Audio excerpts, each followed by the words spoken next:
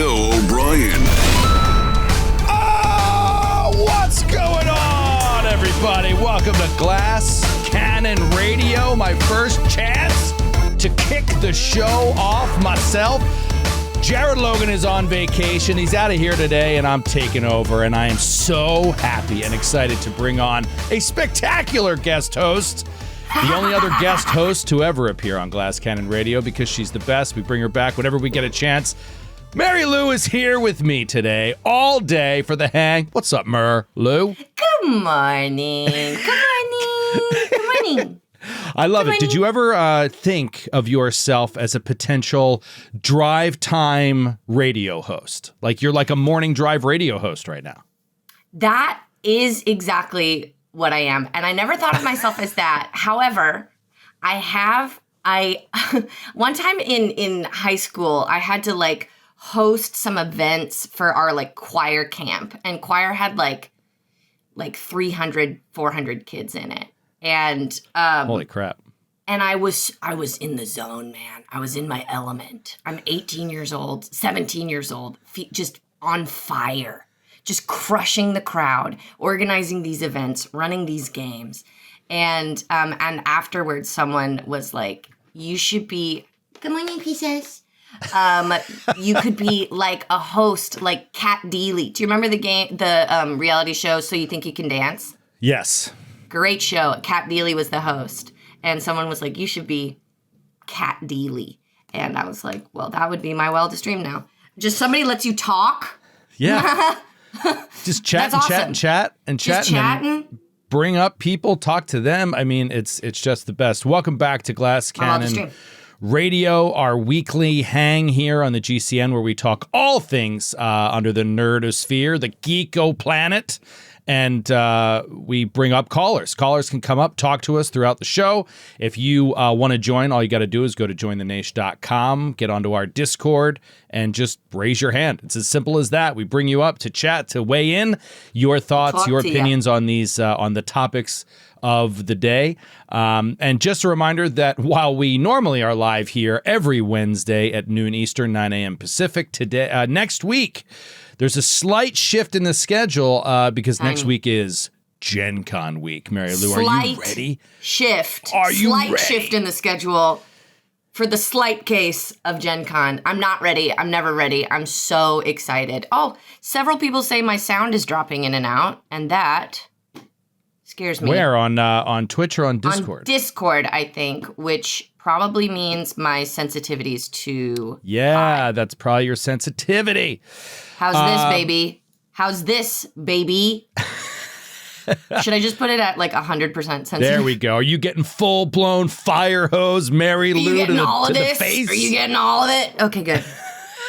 Well done. I told you guys, hot boyfriend changes my settings, and he doesn't mean to, and he thinks it's only for him, but it's also for me. So it is clearly we have proof. Now it's been recorded. Anyway, as I was saying, next week, just be aware, and I'll mention this again a little later as a reminder. Next week is Gen Con week. We're going to go live with Glass Cannon Radio on Tuesday next week instead of Wednesday. Wednesday is a travel day for Jared and I to head to Gen Con, and so we're not able to do it Wednesday. So we're going to just do it Tuesday, and the podcast will release at the regular time on Thursday, first thing in the morning, midnight Thursday. All right, so let's talk about today's show, Mary Lou. We got a really exciting one lined up. I chatted with you about some topics we could possibly discuss, and man, I'm pumped to jump in. So today, going through, we're going to start off with 3 questions. I like to sometimes give these to Jared, unprepared questions that you can kind of answer on the fly. I'm going to shoot 3 questions at you. Next, we're going to do My Offenses Rank. Today, we're going to rank science fiction video games, the best science fiction video games of all time. We will do our personal rankings. Then we'd love you to call and weigh in. What did we miss? What did we get wrong in our order?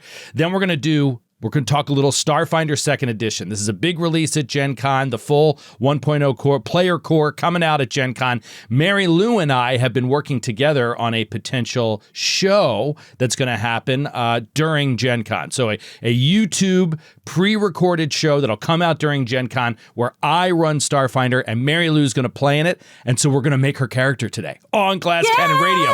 At least start it. So we'll see. Then we're going to dabble a little bit into World of Warcraft. There's some big World of Warcraft news coming, and you're a big WoW player, so let's chat about that for a minute. And we'll finish it up talking about another big comic book Marvel release this weekend, Fantastic Four. So excited to get into the show. Let's start it right off at the jump with 3 questions and get right down into it. Lay it on me, brother. All right, here we go. Question number 1. Actually, I might end up with more than 3 questions for you. I just have so much I want to ask. Question number 1. And I'm honestly asking you this. Okay. Is Death Stranding a must-play video game?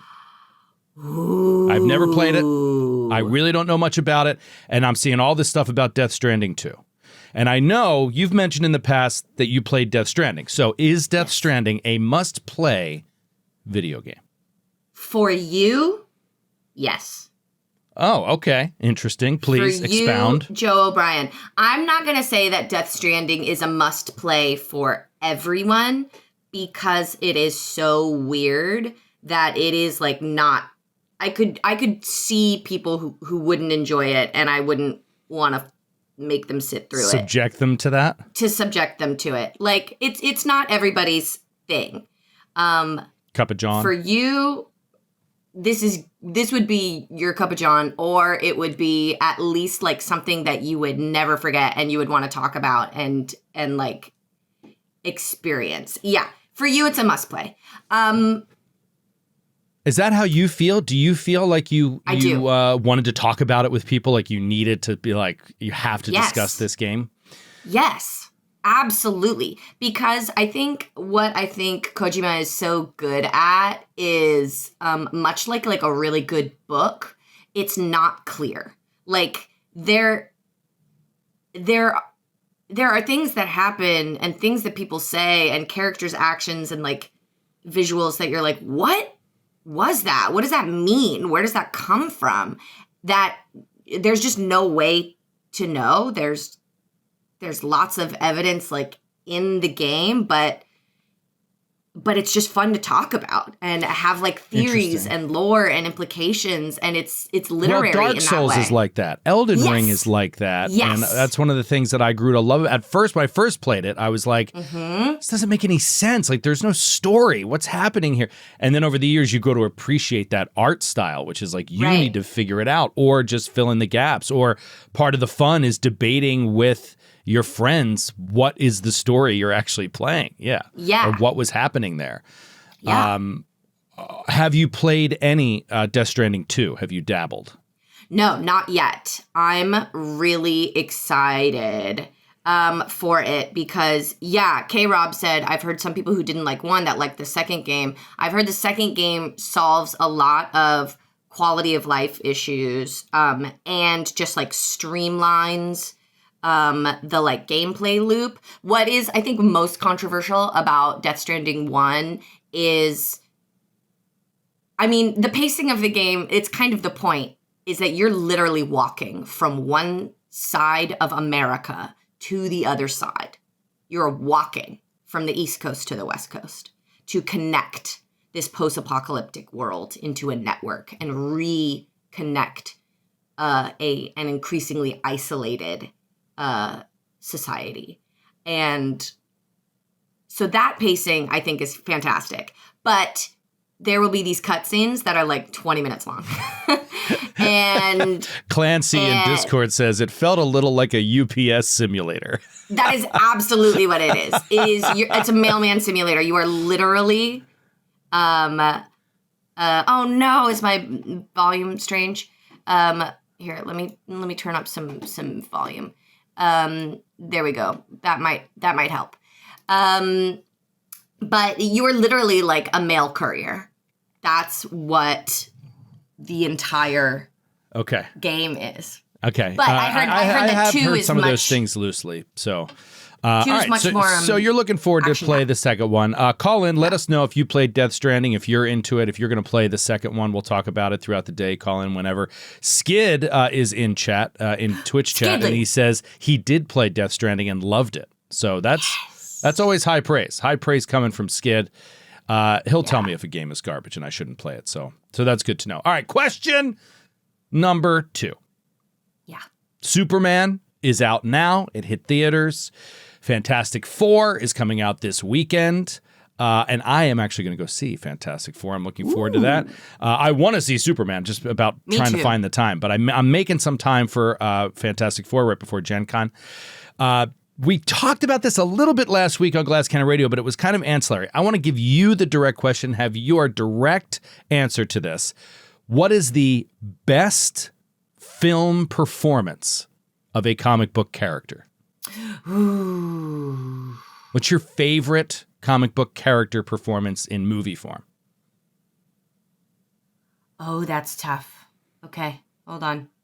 I'm going through them all in my mind. Oh, there's moments that I'm thinking of.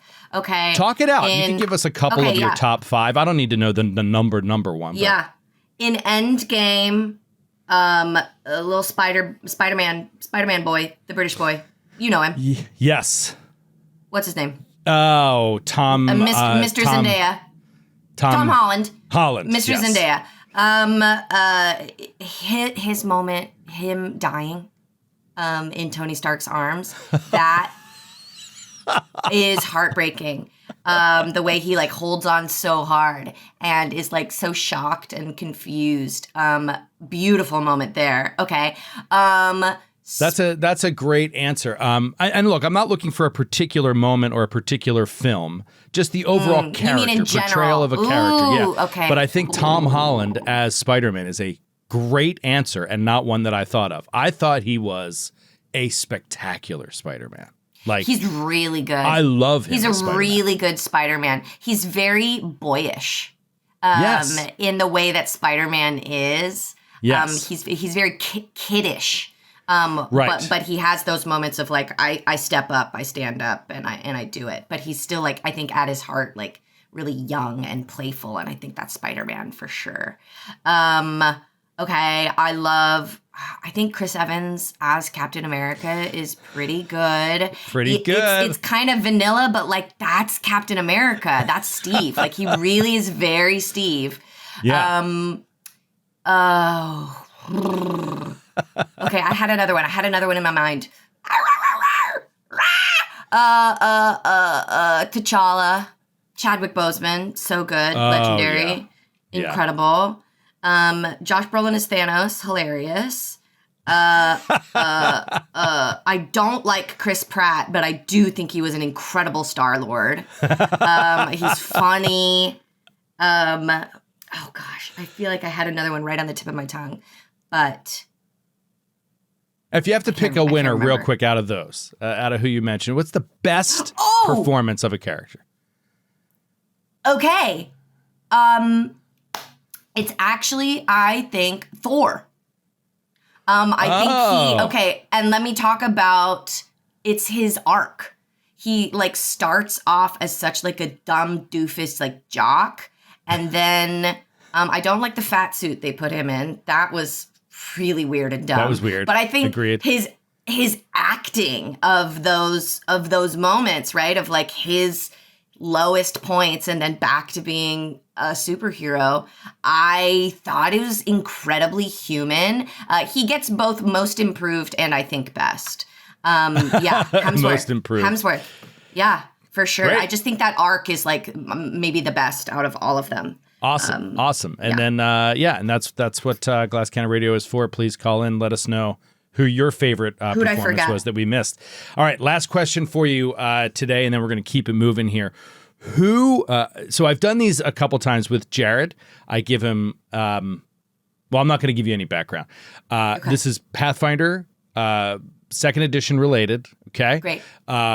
We got the theoretical, right? Hypothetical. We got a new campaign coming up. You're going to play a new character, and you have to decide between two classes that are somewhat similar, that have somewhat crossover. What would be your go-to in playing a Pathfinder game? Rogue or Ranger? Ooh, go-to would be Ranger. Go-to Ranger. All right, talk to me about that. Why? Why Ranger? I don't know. I just listened to my heart. And that's what my heart said. I don't tend towards like a sneaky character when I'm performing. In video games, all I ever want to do is sneak around. And so in a video game, I would go rogue 1,000% of the time. But in a TTRPG or in a performance, I tend towards a more like in your face character instead of like the sneaker hidden in the shadows, which I think then maybe would be Thief. a good challenge for me then to be a rogue type, and like what kind of character I would make as a rogue. Oh, I had a dream. I'm just now remembering my dream. You, me, and Paula were doing a new campaign, and it was set like in the desert. It was in like a desert city, and I was playing a do you know this class, the Shadow Priest, in Pathfinder? I was playing World a of Shadow Warcraft's Priest. Shadow Priest enters the Pathfinder arena. Okay. I think that's why, because my boyfriend plays Shadow Priest in World of Warcraft. But we were starting a new campaign, and it was in the desert, and I was playing a Shadow Priest. Fascinating. Just remembered that. That is amazing. Yeah. I wonder if that is predictive of the future. I mean, just recently in a Blood of the Wild recording, out of nowhere, Paula was like, what are we going to play next? And Yeah. we were like, it's going to be a year and a half minimum, like before we even talk about this. And she's like, well, I want to talk about it. What are we going to do next? Yeah, what will we do next? So maybe some desert city setting adventure path. I want everybody like wearing hoods and like summoning djinns and fighting through sandstorms and like good shit like that. You know what I mean? That's awesome. That's awesome. I dreamt it. All right, let's go to callers. Let's see if anybody wants to weigh in here so far on our three questions, and then pretty soon, Mary Lou and I are going to start ranking our all-timers in terms of sci-fi video games. So if you want to hop on the show, just raise your hand on Discord. If you're not already in there, you can go to jointhenaish.com and use the code GCN30 to join for free. For 30 days, 30-day free trial, and you can come and hang out on the show with us. All right, let's see what Squid wants to say. Squid is here. Good to have you back. Squid, what's going on, buddy? Just unmute that mic. It is still muted. Hello, can you hear me? Yeah, we got you. We got you. What's up, man? Hey, y'all. Good to see. Good to hear from you guys. I can't wait to see you next week at Gen Con. Yes, Gen Con. We'll see you next week. Yes. I got my fully loaded schedule with all the GCN shows, just about most of them. Awesome. And I'm playing in the gauntlet with Jared, so I'm looking forward to that. Oh, nice. Oh, that's amazing. Give him hell. Give him hell. Yeah. I will do. Just make his life miserable. I was thinking I might play Yilka. There you go. That's awesome. Dark Yilka. So, questions. The questions were... We were talking about comic book performances, right? Comic book performances, Death Stranding, and then Rogue or Ranger. If you have to choose between those two classes, what's your go-to? Anyway, what do you want to weigh in on here? Okay, so I'm gonna just real briefly. I got to go front door on the comic book performance and say Heath Ledger as Joker because yeah, Mary Lou, how could I forget that? What's wrong with you? What's wrong with me? I agree. That's a great one, Squid. You're absolutely right, Squid. Thank you. Yeah, and then on the Rogue or Ranger, I've played a lot of both. They're two of my favorite classes. I think I've probably played more Rogues, but to me, there is no better introductory class for people than Ranger. And so whenever I play a new system, I tend to build a Ranger first to get my feet in because they're a little bit of everything, right? They've got martial elements, they've got spellcaster elements, they got a pet option, you've got all the stuff in there. You can do melee or ranged. Right. Melee, so by looking ranged, at Ranger, they have a little bit of druid in them, they have a little bit of clerik in them. It's interesting. Right. So Ranger to me is whenever I take on a new system, I build a Ranger because it sort of gives me a look at all the different sort of subsystems. And then once I'm more comfortable with it, I want to build out a Rogue to wreck face. That's kind of my progression. Gotcha. Yeah. Have you played multiple Rogues in Pathfinder 2nd edition? I have actually, yes. Okay, and so you like it. Pardon me. It plays well. I haven't played a Rogue yet in 2e, and I really want to. Yeah. One of the interesting things about Rogue in 2e is that there are so many things that class can do depending on your subclass you pick. You can really have a whole party of just rogues and be completely functional. It's kind of nuts. Cool. My favorite rogue that I've built, though, is one of my Pathfinder Society characters, which is a rogue, a scoundrel rogue that is a multi-class champion. So they're mostly walking Ooh. around like a paladin. Nobody knows they're a rogue. It's really fun. Oh, that's cool. What a Interesting. clever idea. All right, Squid, thanks for Sneaky. kicking us off, man. Good start. Good start to the show from the callers, courtesy of Squid. Let's get Psychosis up here. Where are you, Psychosis? You were here a second ago. Psychosis shot a hand up early. I thought it might have been about Death Stranding. Am I right on that? Bam! All right. Mm-hmm. And the sequel yesterday. Oh, wow. Amazing Okay. timing. It's fresh.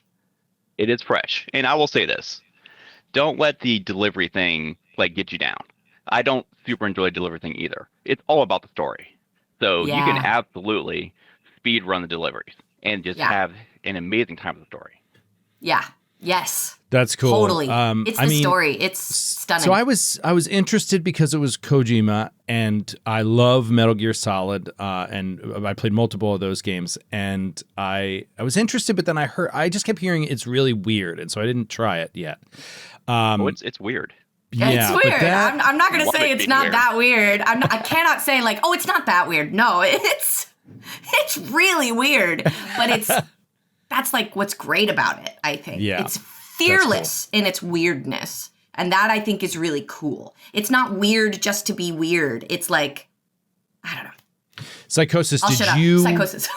When you say you played the director's cut, did you replay it and play the director's cut, or was that your first playthrough? No, I played it on the PS4 originally. It was the only pre-order I ever did in my whole life. Wow. After it was announced because of Hideo Kojima.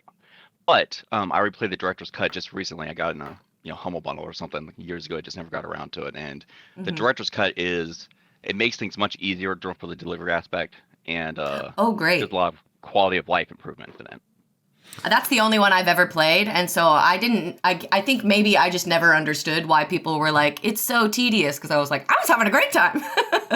I only ever played this. Skid, as we said, is on Twitch, and he said the delivery thing is my favorite part of it. Yeah, I kind of love it. I played it a lot during the pandemic, and so there's something very comforting about Soothing. Just walking through these gorgeous, it's really beautiful, these gorgeous landscapes that look like America, and you're connecting isolated people. Which felt very thematic during the pandemic. Right. People that are stuck in their bunkers, and you have to go out and put yourself on the line, put yourself in danger, your body and soul, to connect people, and it's beautiful. It's beautiful. That's awesome. You got anything else, Psychosis? What do you think about 2? Well, I just started 2, and I will say this: it looks amazingly beautiful, but I haven't gotten too deep into it. Okay. So, but it is a different experience for sure. All right. Well, maybe call us back in a few weeks and report in on 2. Let us know what you think. Will do. All right, man. Thanks for calling in. Appreciate you. Let's do one more, and then we're going to start ranking some games. This is going to be awesome. Ad Astra, what do you got? Ad Astra, I can't read the rest of your name. Hey, Permerda. Ad Astra Permerda. What's up, Ad Astra? Good to have you back. How you doing? I'm doing great. I really wanted to get in on the Great Casting Listener Award. Many people went to the superhero well. Not enough super villains, I think. Okay, let's talk villain. Yeah, please. And I really wanted to throw out Willem Dafoe as Norman Osborn. Oh yeah, that's a great answer. That one scene With where with the mirror, and when I'm thinking in No Way Home, where Spider-Man gets Peter gets the Spidey sense, and he's like, something is wrong, and everybody's like, oh no, what could it be? And then he catches Norman trying to sabotage something, and Green Goblin is taken over again. Oh, it's so good. Oh, Sorry. wow. Did they bring back Dafoe for that? Yeah. Awesome. Yeah. Yeah. He's really good. When they talk about actors chewing up the scenery, that's the role that I picture. And that one meme of him it's Yeah. that's a good one. And That's they awesome. brought him Yeah. back in the second one when Harry goes nuts. Yeah. I loved that role so much. I love Willem Dafoe. He's Willem Dafoe's so good, and it's just in fearless. so much. Like there's so many movies. Like Willem Dafoe's in this too. Like, and I never mind. No, 100%. And I never feel like he's like billed or talked about as like an actor that's in everything, right? But like, he certainly feels like he's all over the place. He is. He has versatile. such a crazy range, like Lighthouse to Norman Oswald. Like, what? He's crazy. Yeah. Awesome. Is that all you had? You just want to get an answer in there? I really just wanted to do that, and I got to jump off and go to a meeting, sadly. All right, cool. Have a good meeting. Thanks for calling Thank you for your service. Yeah, so I mean, we've gotten into a rhythm here on the show. Whenever I have something to give away, or we have something to give away, we'll do a listener award for the best answer on these things. That isn't what was happening today. I don't have an award to give away, but you guys, when he said listener award, I'll tell you what. If you guys want to call in and give us the best performance, we'll pick the best idea, the best answer by the end of the show, and we'll give you bragging rights. I'll tell you that much. I'll start jotting these things down. Who did Psychosis say? I don't remember. He said somebody. Psychosis, just put it in chat. Anyway, let's talk sci-fi video games, and then we'll come back to some more callers. Callers may want to weigh in on sci-fi video games as well. So the idea here was, let's talk about, we've both played a decent amount of science fiction video games in our time. Let's take a look at the whole scope and try to whittle down a top 5. This was extremely difficult for me, so I'll be mentioning multiple honorable mentions. But I do have a top 5, and there was one rule that I emailed Mary Lou about, which was to make things a little bit cleaner and to get more ideas out there. We are going to, any franchises are going to take up one spot on the list. So if you love even just one game out of a franchise and you don't like the others, that's fine. That takes up one. But if you like multiples, it also just takes up one. And we can chat all about it. So the best way I think to go about this is, why don't we both start with 5, the number 5 on our list, and we'll go up from there. If what I say or what you say is higher on someone else's list, we will table it and then talk about it when we get higher in the list. So I'll kick it off to you first, Mary Lou. Give me your 5th place all-time science fiction. 5th place all-time.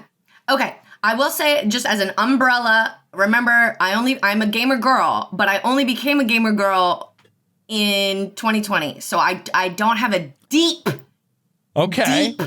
a catalog of games that I've played. I know that you became a tabletop gamer girl in 2020. I didn't know that extended to video games too. Yeah, I only played like Pokemon. I played thousands of hours of Pokemon growing up, but I was really scared that I would be bad at it. So I just watched my friends play. And so I have like a knowledge of all of the storylines and plot elements of every video game, because I would like go home and read about them. So I know how to play Half-Life and Portal, but I've never actually played them. And I know the like lore of Killzone. Why? I don't know. But I've never actually played them. So okay, please.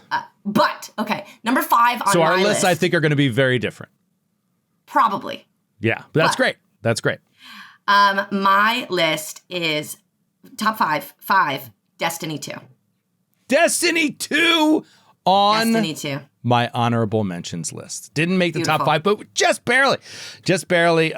Destiny 2. Okay, so I read this book a while back. It's been around for a while. I don't know if you've ever read it. You should read it. It's called.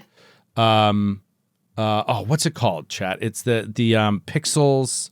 Oh my God. Oh, not of. Ready Player One. No.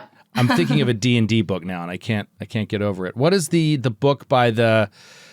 Oh, this makes me sound so stupid. I can't even remember the guy's name, the author. Idiot. Anyway, it's a nonfiction book about video game development. Blood, Sweat, and Pixels. That's it. So look that up. Cool.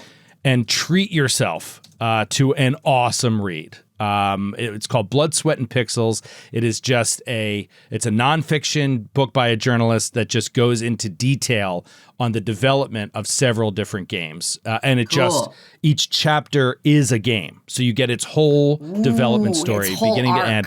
and you get great interviews from executives that were involved and all the business. And it's some games that made it, some games that failed. It's really interesting book. And there is a whole chapter on Destiny. And if you've played a lot of Destiny, you should read this because it's fascinating. It tells the whole story about about Bungie's sort of letting go of Halo and how challenging that was from a business perspective. And then, trying to not make a Halo remake and try to make something different. And then like first versions not going very well and then having to, update and change and improve. And now I know Destiny, I played a decent amount of Destiny 2 and it's awesome. So, great choice. So have you done a lot of raiding in Destiny 2? Do you still play Destiny 2 with friends? What did you do? You just played like kind of on your own? That's probably the game that I've played the least in my top because I think that game really sings when you have like a raiding group.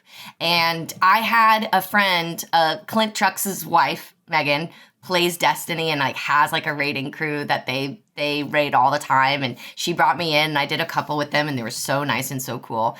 But I played it mostly solo, and I love the depth of lore. I loved the voice acting and the 3 classes I thought were really creative and weird. And I loved just the vibes of it, and the player base was surprisingly nice and friendly.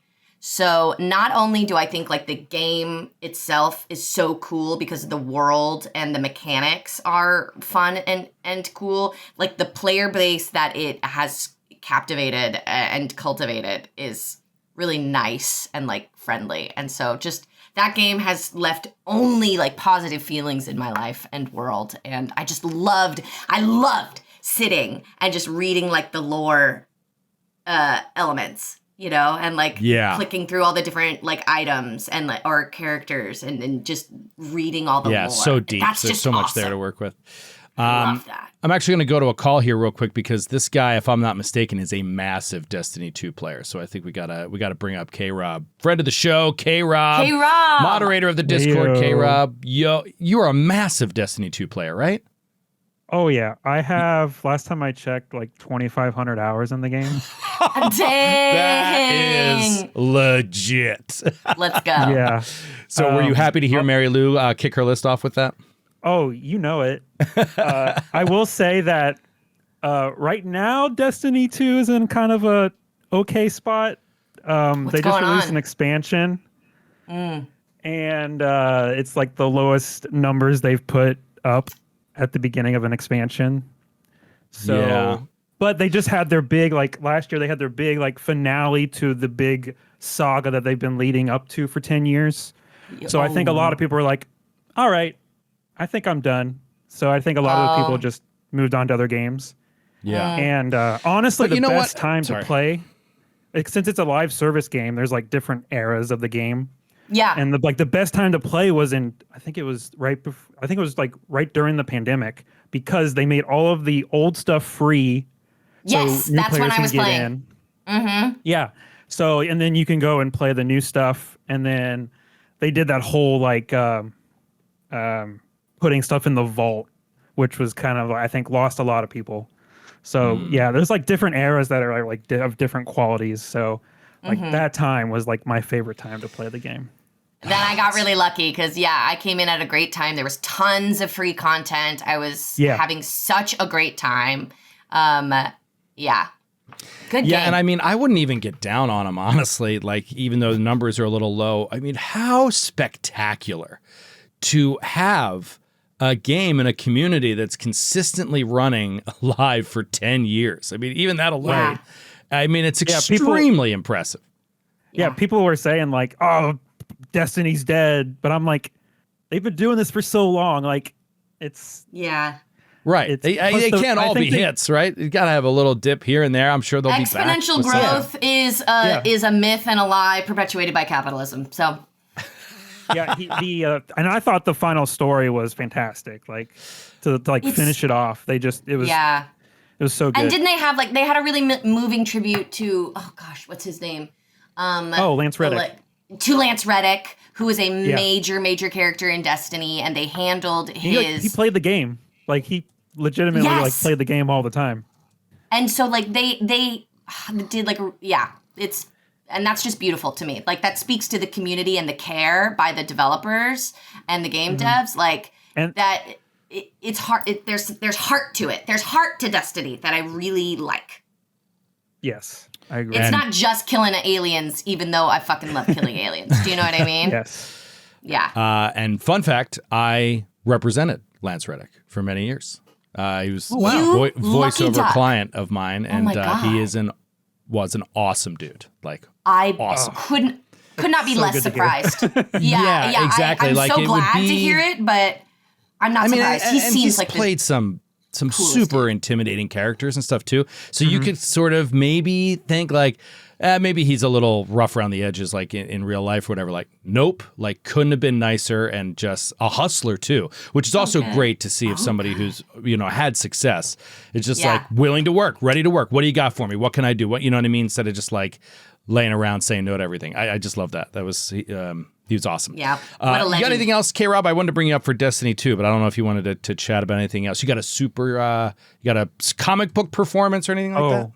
Performance? I mean, I think the obvious answer is RDJ as Iron Man. Yeah, that is the obvious answer. It's spectacular. So great answer. I mean, Iron Man, the first Iron Man movie, literally changed the cinematic world. Like, right, for real, exactly. Was the turning point, and I truly think it's because of his performance. Yep. Like the movie is good, 100%. but it wouldn't have changed the world like it did without his Tony Stark. Yeah. I mean, it needed all of those elements, but without him, none of it works. I mean, it was or none of it becomes that big. It's just awesome. All right, cool. Thanks, K-Rob. We're going to get back to this list. I appreciate you calling in, buddy. Let's go to my number 5.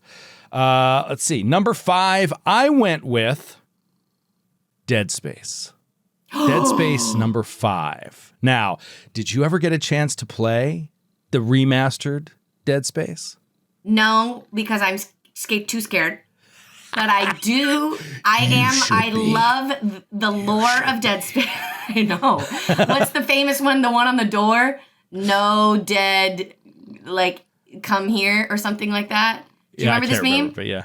Somebody in the chat remind me what the doors say. The famous meme. I love all the memes from Dead Space, and it seems so scary that I would poop my pants in my own house. So, I do not like horror video games. I never have, and I'm starting to come around. I don't like horror as a genre. I'm starting to come around on that for various reasons. I've made a lot of horror friends, Jared being one of them, and he's constantly talking about the positives of horror. Obviously, started getting into horror role playing between Call of Cthulhu and Delta Green kind of stuff, and then at this time, people start talking about the Dead Space remaster. I never played the original, so I was like, all right, I'll play the remaster and I'll stream it. And I could stream it. It was less scary if I felt like with stream. I just, you know what I mean? Like with chat, things feel less scary. I would stream a horror game because then at least I feel like I'm going through it with someone and for someone. You know, like somebody's getting something out of it. You're not alone. You don't feel like you're alone, right? Yes. Exactly. So Dead Space makes this list to me, which, by the way, it's a very tough list to make. It was a very tough decision what gets that 5th spot. And I did it because I feel like it's pretty undeniable that it is one of the best science fiction game experiences in terms of story and execution of a sci-fi horror situation. Like, I'll take Dead Space 100 times out of 100 over Alien Isolation. And Alien Isolation is great, but like the way the Dead Space story captures science fiction horror and particularly space horror is so well done. And yes, there's a lot of jump scares and stuff, but there's also a lot of fascinating story, really fascinating like mystery solving and stuff like that. But then on top of it all, I love the classic thing of that's the classic game where you're like finding a voice note from a scientist, right? Yes. Or like you get a log. And the hologram comes up and it's like, and it's like in the corner, it cuts and you off. can like. You can keep walking while it's playing and just like keep experiencing the game. And then, so Clorp Dunk just said it in Twitch chat. And then the last element is that the gameplay is so fun. Like the arcadeness of how you play, what you get to do. You get, zero G combats and flying outside, and then the sounds in space and stuff when you're in your helmet and everything, like manning a gun on the outside of a starship. I mean, it's That's just awesome. so much really fun variety in the gameplay. So yeah. Anyway, it was awesome. That's awesome. Okay, what is your number 4? My number 4 was BioShock. Yes. Okay. The BioShock I'm so series. glad you played BioShock. Please. Yeah, and almost too scary for me. Almost too scary because they jump out at you, and they're scary. But the story's just so good. I love the slow drip, right, of finding out, who you are, where you are, what you're doing there. The Adam and Eve, like, the choices of, like, what to do with the little sisters. Come on. The little sister, Big Daddy duo, iconic. Mm-hmm. I just think, they really, like, set the standard for this kind of sci-fi video game. Okay, princess, really? Let's relax. It's one of the best out there. I just think it's just iconic. It is iconic. It didn't make my list for various reasons, but I did love playing that game. Talk about the immersion in that game is incredible. It truly takes you to another place so deeply, and so you can't stop thinking about it. I mean, the tension is really, really high. You feel like you're underwater and like things can crack and explode at any moment. You feel You're the pressure, in a powder keg. Yeah, because it already has. Things have already gone to shit, and you're trapped. Like, what do you do? I don't know. Yeah, really cool, really tense. Number 4 for me, this got bumped up my list pretty far because when I started to think about like what was one of my most enjoyable gaming experiences recently, that was not high pressure and was almost relaxing. It came at a time in my life where I was experiencing new kinds of games, and this one, at first I was like, I don't get it, and then it totally like clicked, and I spent. For me, a lot, which is like dozens and dozens and dozens of hours in this game, and that is No Man's Sky. I was really hoping you were going to say that. Okay, great. Tell me all about it. I have a feeling I would like love it. When you come from a Dead Space, right, the constant palm sweating horror of opening every door and figuring out the puzzles and all that kind of stuff, to some of the other games you'll see on my list here, which are intense and moment to moment and or great stories, et cetera, et cetera. Like No Man's Sky has almost none of that, but it's exploration. It's sheer feel like you are actually in a far science future, right? Where you can do that faster than light travel, where you can just burn your engines between planets, land on any planet, and it procedurally generates what's there. All the animals are unique, all the plants are unique, and they're all procedurally generated. So you feel like and then you have your scanner, you're discovering things for the first time, you're cataloging, and then for me, what really, once things started to click, I started to get into the ship building and ship buying and trading. And so you would have this fleet of ships, and I would for hours, I would just sit in a spaceport watching people fly in, and they're all randomized, and I'd watch them fly in and be like, oh, I love that ship, I'm going to go buy it. And then you negotiate with the owner and like buy a ship. Cool. Yeah, it's so cool. And then when you get tired of it, you can just sell it off, maybe at a profit because you upgraded it or whatever. I mean, so much fun. I highly recommend it if it's kind of it's an exploration game. It's an exploration game. I love exploration games. Yeah. Okay, so that's probably top of my list. Gratuitous D says hunting space pirates was fun. That's also true. You could just like go for hours and hours and hours, just be like, I'm just going to go killing space pirates, like hunt them down, improve my ships and weapons to it so I can fight better. I mean, so much fun. I'm literally opening up Steam to put it on my wish list so that I can get notifications when it goes on sale. Yeah, you should experience it. You really should. Okay, Yeah, let's break this up with a quick caller. Let's bring in Bad Syntax, see what Bad Syntax has to say. Don't mention any games we haven't mentioned yet, just in case. But if you've got any comments on what we've said so far in the show, we're happy to talk to you about it. Well, I missed the beginning of the episode, so I'm a little nervous about telling my pick for a favorite sci-fi game.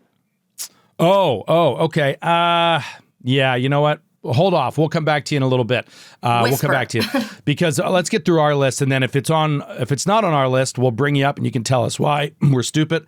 If it is on our list, we'll let you expound upon it. All right, go ahead to number 3, Mary Lou.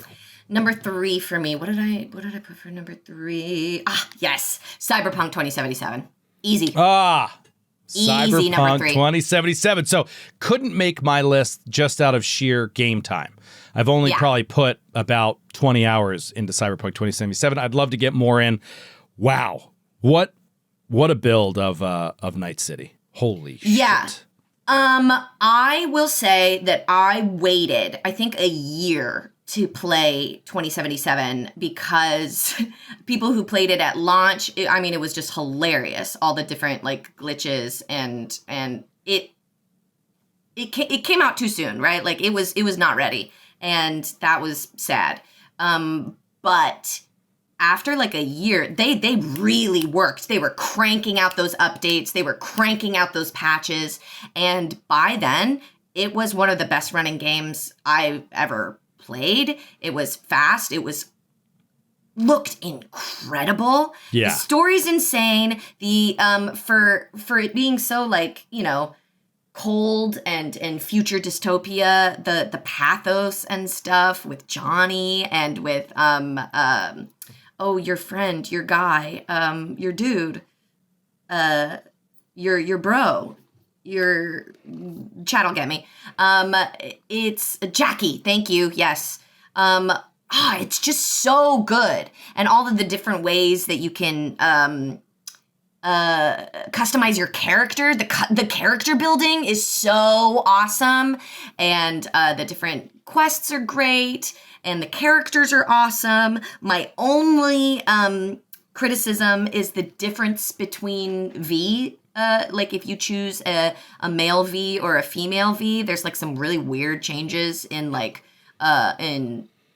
costume or even like some story elements, but it's just insanely good from beginning to end. Just a whole universe. Mm-hmm. So great. So did you beat it? Is there a beating of Cyberpunk 2077? There is. There's like you can finish the main quest. The main story quest with Johnny Silverhand. I have a disease where when I know that I'm about to finish a game, I instantly can't play it anymore. And it's like it truly is. Like, I hate when you get that pop-up that's like, are you sure you want to do this quest? You can't turn back. Then I know it's the final quest, and I'm like, nope! And I like, get disgusted by the game and can't play it anymore. And I think it's because it's like you can't break up with me, I'm breaking up with you sort of thing. Where, like, yep. I'm too emotional, and I can't, like, have it be done. So get away from me. I'm ending it. You can't end it. I'm choosing this. That's great. That's so great. It's truly a disease, and I hate it. And that's why I like try to do side quests before the main story, because otherwise I will like prematurely ejaculate myself from a game. I meant to evacuate, but ejaculate was funnier. I think you meant something else. Yes, but it was funnier. Sorry. I'm glad it's on your list. It didn't make my list just out of sheer gameplay time, but I think it deserves a spot amongst our collective top 10 because it is, I know many people that think it's one of the best games ever made. Okay, number 3 on my list. I don't know if this might surprise some people. It might be a little too far down for some. Number 3, I'm going Mass Effect. Mass Effect, number 3 for me. Is it on your list? Have you played it yet?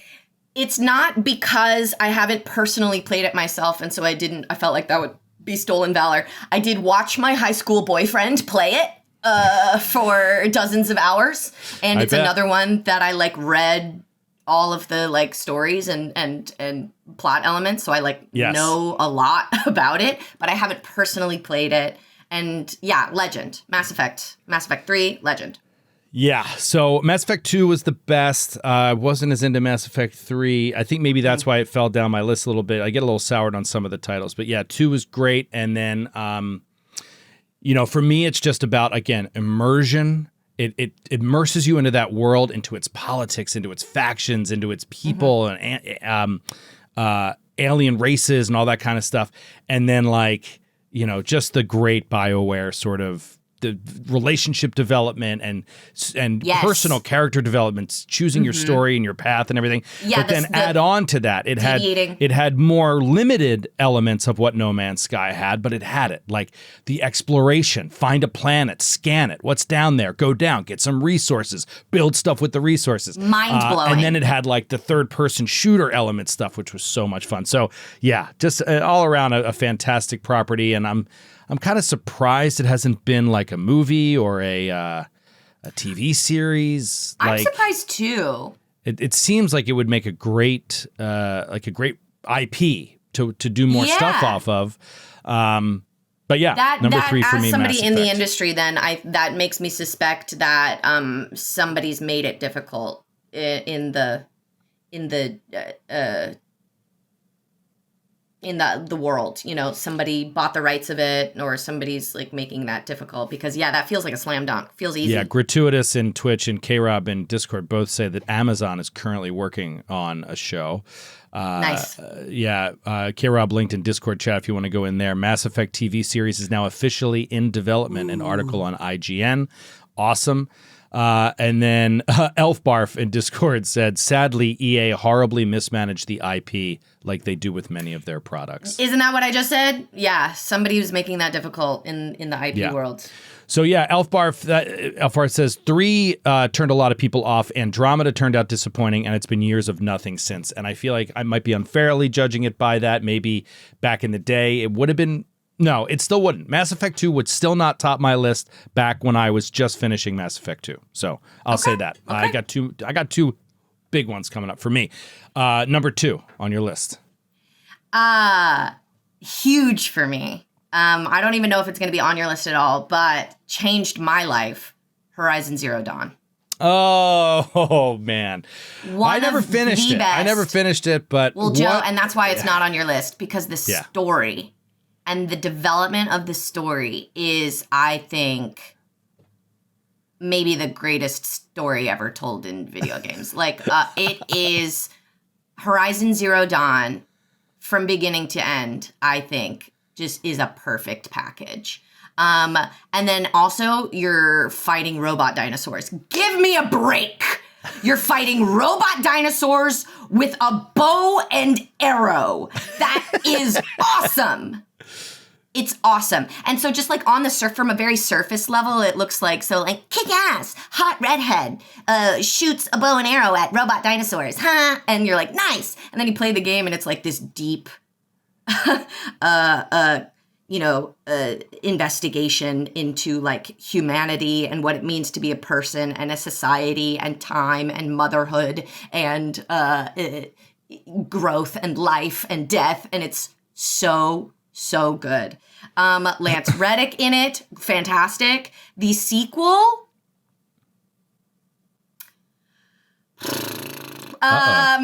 some very, very cool and interesting fun stuff in the sequel, as well as some deeply insane shark jumping nonsense that I thought was really, really fun, but so dumb. And so disappointing in that way, because I think Horizon Zero Dawn is like a good book. Mm-hmm. And the second one was Forbidden West was pretty schlocky.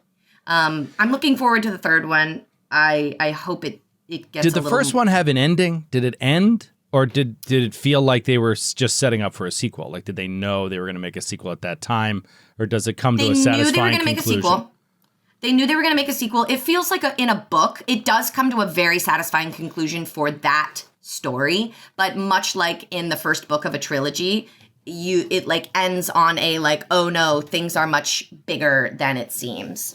And there is we solved this problem, but surprise, there is a even bigger threat looming that we don't know how to deal with, which is what the second one is about, which I think the second one, like the thread of the second one is just so, I don't know. Okay. Maybe other people could talk about it.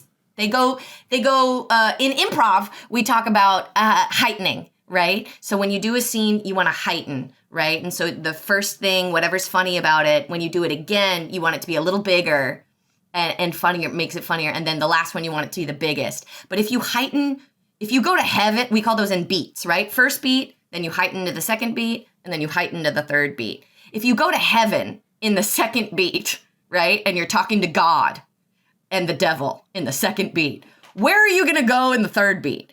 And that's what I think Forbidden West did. They just heightened way too fast, way too quickly. What are we going to do? You know what I mean? Sweet Threat says, time for Mega Heaven.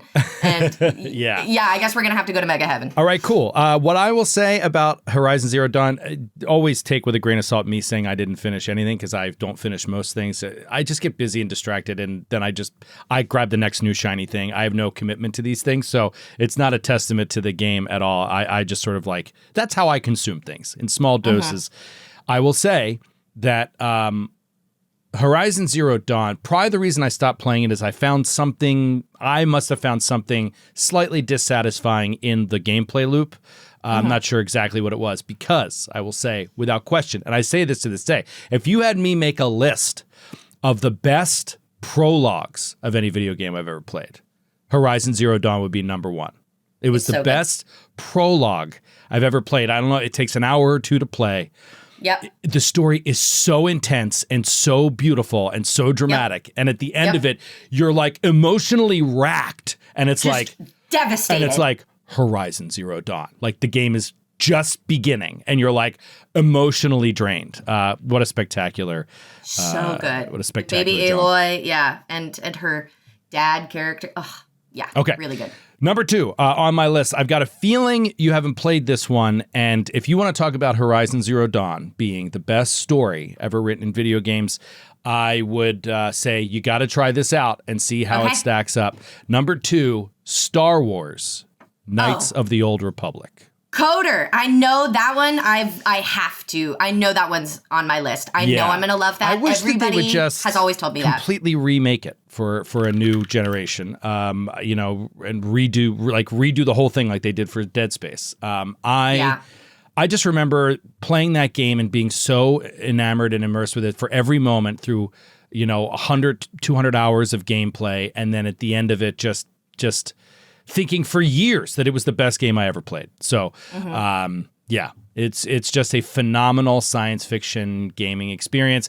And just like, it was such an example of how you could make things in an expanded Star Wars universe that have nothing to do with Luke Skywalker, and they could be phenomenal adult level stories.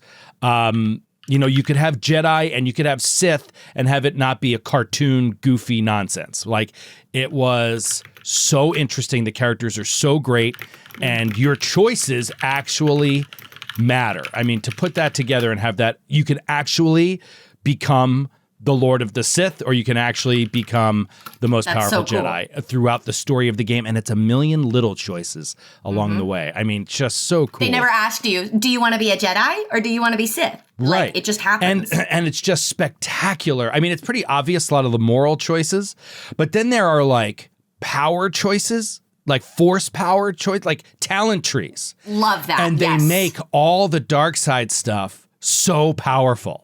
Yeah. That like if you're power gaming, you're like so tempted. It was really well designed. Really, really well, offensively speaking, right? Like the offensive powers were just so good. Which I think is a great choice. I really like that in video games, when you can choose to be evil or good, but choosing to be evil like legitimately makes you stronger. And like I actually don't like in video games, and I think BioShock actually suffers from this, is when you choose to be bad, there are consequences, right? And when you choose to be good, you're rewarded for it. Right. That I think is like, I don't know. It's a little weenie. Yeah, it's weenie. I It's don't know. stupid. It's a little weenie. It's stupid. It's more interesting. I think it's more tense. It gives you I think a cooler experience to have to like, because I think in real life, sometimes it's harder to be good, and it would be easier to just be bad. Yes. And that I think is fascinating. You have to play this game. You have to play this game. Okay. What was I going to say? Oh, and I don't know if you know this. Do you know that the game it plays like tabletop? Like that's the engine.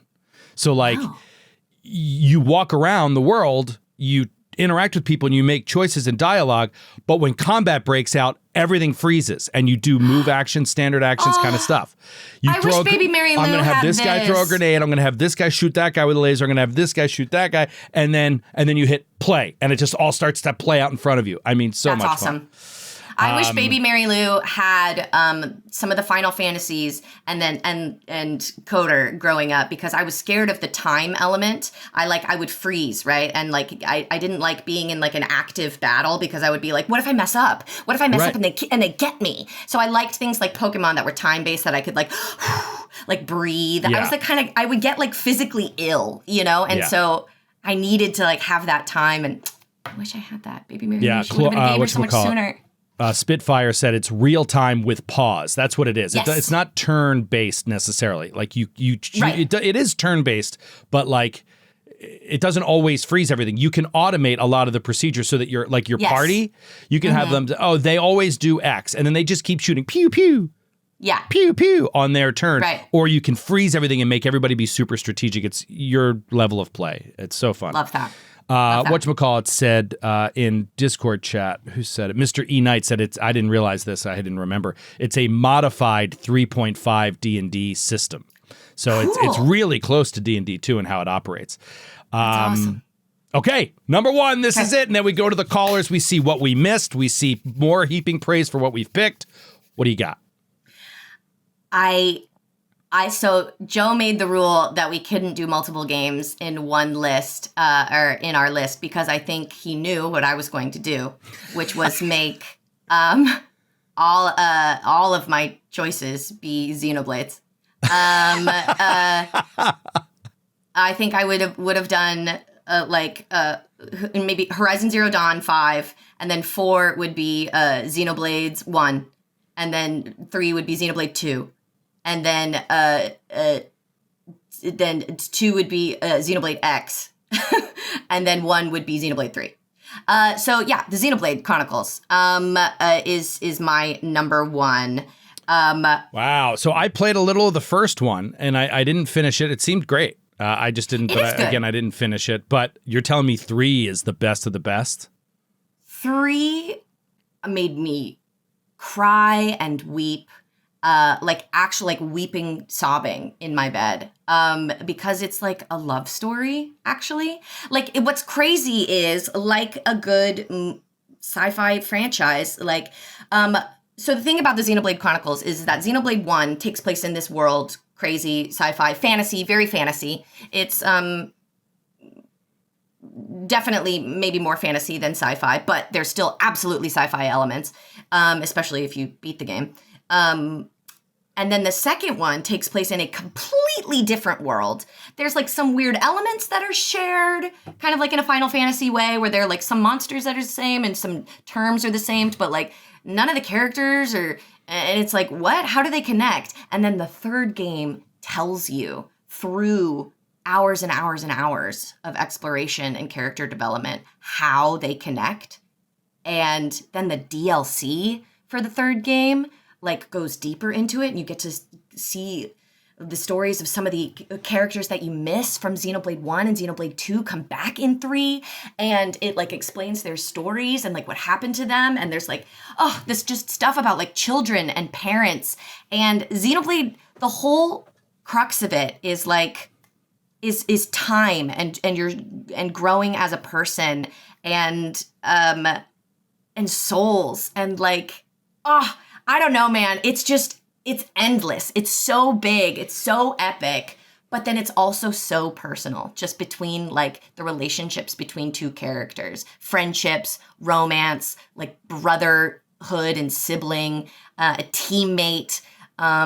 it's really, really amazing. And then I just started playing Xenoblade X, and that is very different from the Xenoblades 1 through 3, which are very narrative. Xenoblade X is much more exploration based, and I love it. It's so good. You're on this you've crash landed on this alien planet, and you have to. It's like a hex crawl kind of, and you're crawling through all of these hexes trying to discover them. And I just think it's so interesting the way they replay the same themes over and over and over again in different ways. I think it's so creative and interesting. What's the ballpark hour investment for one of these games? For the average person? Yeah, like for the main story. Like if you don't go, if you're not a completionist. If you're not a completionist, maybe like 50 hours each. Okay. That's a lot. It's a lot. It's a lot. I've spent over 100 hours, I think, on each of them. And it's probably more than 200 on some of them, but it's worth it. It's all of the story elements, and and then in X, what I'm doing right now, if you like ships, you each get your own mech suit. Like you have a party of 4, and each one gets their own mech suit, and you can customize them with different weapons and armor, and you can like do different color schemes, and you can buy different like models, like base models, and then tinker with them, and then you can fly around. So half of the game you're just like a guy on the planet, and then half of the game you have this mech suit that can fly around through space. Phenomenal. And it's freaking awesome. That's great. Awesome. All right. I will round it out with my number 1, and then we're going to the callers to see what you guys want to say. So my number 1 all time, I got to go Halo. And this is the reason that we did this is the primary reason that we did the let's split up the franchises thing, because I could have had Halo and Halo 3 as part of my top 5. But yeah, it's Halo. K-Rob is right on it. Kind of had to be. Nailed it. Look. There's positives, negatives to the whole thing, but and obviously similar to Mass Effect in recent years, sort of a fall off. But like, man, what Halo 1 did for video games is like what Robert Downey Jr. did as Iron Man to the Marvel Universe. Yes, like 100%. It changed the way people play shooters. It changed it was a new generation of consoles. It introduced this shocking new American-made, Microsoft console. And it was just like, and when I first played it, I was like, I don't like this. This doesn't play like games I know. It doesn't play like Bond, like 007, right? It was different. But then when you feel like the physics and you feel how like real it feels as you're playing it, and then you add on the story, which by the way is just stolen from a bunch of other things, a bunch of brilliant things, and then just like put together in one neat little package, and it's so simple. Just like... a conglomerate of alien races that have joined together are just trying to exterminate humanity. And you have to have Space Marines go fight them. I mean, it can't be simpler than that. But the way that they display the story in part 1 is amazing. It makes perfect military sense. It's a great military story. Oh, we're stranded. We're alone. And we have to regroup. We have to mount a defense. We have to find our people, our leaders, and whatever. And then like in 2, as you get into the Arbiter, and there's an alien who becomes an ally, and you play an alien for part of it. So fun. And then I can't remember a more hyped video game release for me than Halo 3. Like at that point in my life, it was like when I saw the trailer, I still get chills when I watch that trailer. Yeah, that was an event. Yeah, it was an event. It was an event. Me and my friends' lives. Yeah. The trailer, if you haven't watched it in a long time or you've never watched it, just go watch the YouTube teaser trailer of Halo 3. Just phenomenal music, and then Cortana. I don't remember the woman who played her voice, but Cortana just saying all she says in it is, or no, she says a few other things, but then finishes it with, "This is how the world ends," and you just see the end of the world in the trailer, and it's like, what? I mean, it's just I just got chills again. So phenomenal stuff. I love Halo. So I had to put it up there as number 1 because of the sheer amount I played it. I replayed Halo 1 20 times probably. I co-op played it at the highest difficulty levels over and over. I played Halo 3 multiplayer for like 6 straight months every day. Like it was just, I loved it so much. So anyway, love Halo. All right, let's go to the calls. Now here's what I want to see. I want to see if you guys want to weigh in on anything we mentioned. Yeah. I also want to see if you can name my 5 honorable mentions. I did 10 games. Ooh. They're not ranked. The next 5 are not ranked, but they're all in there. One of them has already been mentioned by you, Destiny 2. So Destiny 2 was in there, but now there's 4 more left. One of which I think is... an honorable mention too, yeah. Okay. All right, great. Yeah, so let's see if they can guess yours. All right, let's go back to... Where's Bad? Bad was here. Where'd you go, Bad? I want to bring you... There you are. Bad Syntax, come on back up. Did we say your game, or do you want to add it in here now? Are you still there, buddy? I am here. All right, great. So what did you want to add in for best game, best sci-fi? So I felt a little better when you said Star Wars KOTOR, because that's a little bit of a classic game. But I went back even farther to Star Wars TIE Fighter. Yeah, it's so funny. X-Wing fell... just out of my top 10. So, like, it's so funny. I actually didn't write it down, but X-Wing was one of my all-time favorites. I never played TIE Fighter. I don't know why. I finished X-Wing, and I knew it was out, and I just never got around to buying it, I think. I never bought it. I hear it's phenomenal. Yeah, this X-Wing was great, but TIE Fighter just took everything that was great about X-Wing and multiplied it by, like, 5. Because for those who don't know, it's a starfighter simulator. There's no like, it really added a story element to it, and you can join the Empire's secret cult as an agent when you're going on your missions, and it gives you like alternate goals when you're flying your missions, and it's so cool because you just you're able to create the story in your mind through the missions that they give you, and there's no force powers or anything like that, but it's such a great game. It's so cool. Awesome, thanks, Bad. Appreciate the call. The whatchamacallit, what do you call it? I remember from X-Wing just the amazingness of the capital ships. Along with the small fighters. Like as you flew around, you'd be fighting these TIE fighters, and you're flying up along the side of like a Corellian corvette or a frigate, and just the scope and the size of it was all like to scale. So well done. So you'd be fighting over a Star Destroyer, and it would be the whole bottom of your screen would be flat, and that was just the Star Destroyer. You were so close to it that it was like you were over land. It's just crazy. That game was so awesome. All right, let's get Lucas up here. Lucas, you want to weigh in on sci-fi games or any of the other many things that we talked about today? Lucas, can you hear us? Oh, yeah, McD, we did play a lot of that. Lucas, we can't hear you, buddy, so I'm going to put you back, but just raise your hand again if you get your mic situated. McD just dropped in chat, Star Control 2. We played a lot of that, 2-player on a single keyboard. God, that game was so great.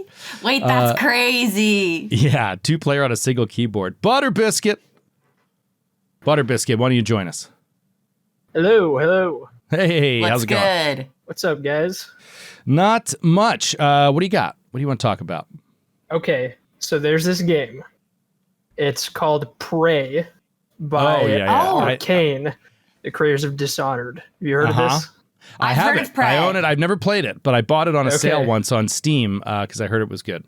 Yeah, it goes on sale for like $5. It's one of the great underrated games of our lifetimes, I think. Okay, it's on my wish. I'm getting on my wish list. It's all about exploration and story choices.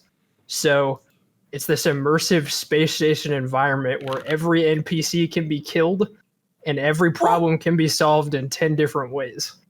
Whoa. So you're trying to get in a room, you could hack the door, blow it open, turn into a cup and roll between the door and the floor. All different kinds of things. Really good game. Yeah. So everyone should try it. Awesome. All right. Now I'm a little bit more excited about it. Yeah. Because I just, like you said, it's underrated. I never heard much about it, but it always looked cool to me. So I bought it on a sale. It's sitting in my Steam right now. I should check that out because it showed up in the chat a lot today. Prey? Oh, really? Yeah, I've seen it. I've been thinking, Prey, yeah. Okay, you made me think of a great. I'm going to let you go here, Butterbiscuit. I'm going to try to get to as many people as possible. You made me think of a great game back in the Xbox days, Mercenaries. I don't know if anybody ever played Mercenaries, but that game was so phenomenal, and one of its largest aspects that I loved was like you got a mission, and it was just like either assassinate this guy or steal these plans from the whatever's a military style game, and like. How you did it was completely up to you. You could, drive a van into the middle of their camp and just blow it up. You could snipe everybody from afar and then go in. You could pose as an officer and walk through and try to pass checks. I mean, it was just so phenomenal. That's awesome. Elfbarf, you've been very active in chat, so why don't you get up here and let us hear your voice? I'm here to speak about Fallout New Vegas. Oh, I don't know how it hasn't been this point. Yeah, this is one that's very probably upset. Yeah, you should be. It's probably one that's criminally not on this list. I just happen to never play it. I guess it's not what you think of when you think of sci-fi. There are spaceships, but you're not flying out in space. There aren't aliens and things. So it's but it's definitely sci-fi, and it's truly one of the greatest games of our time, I think.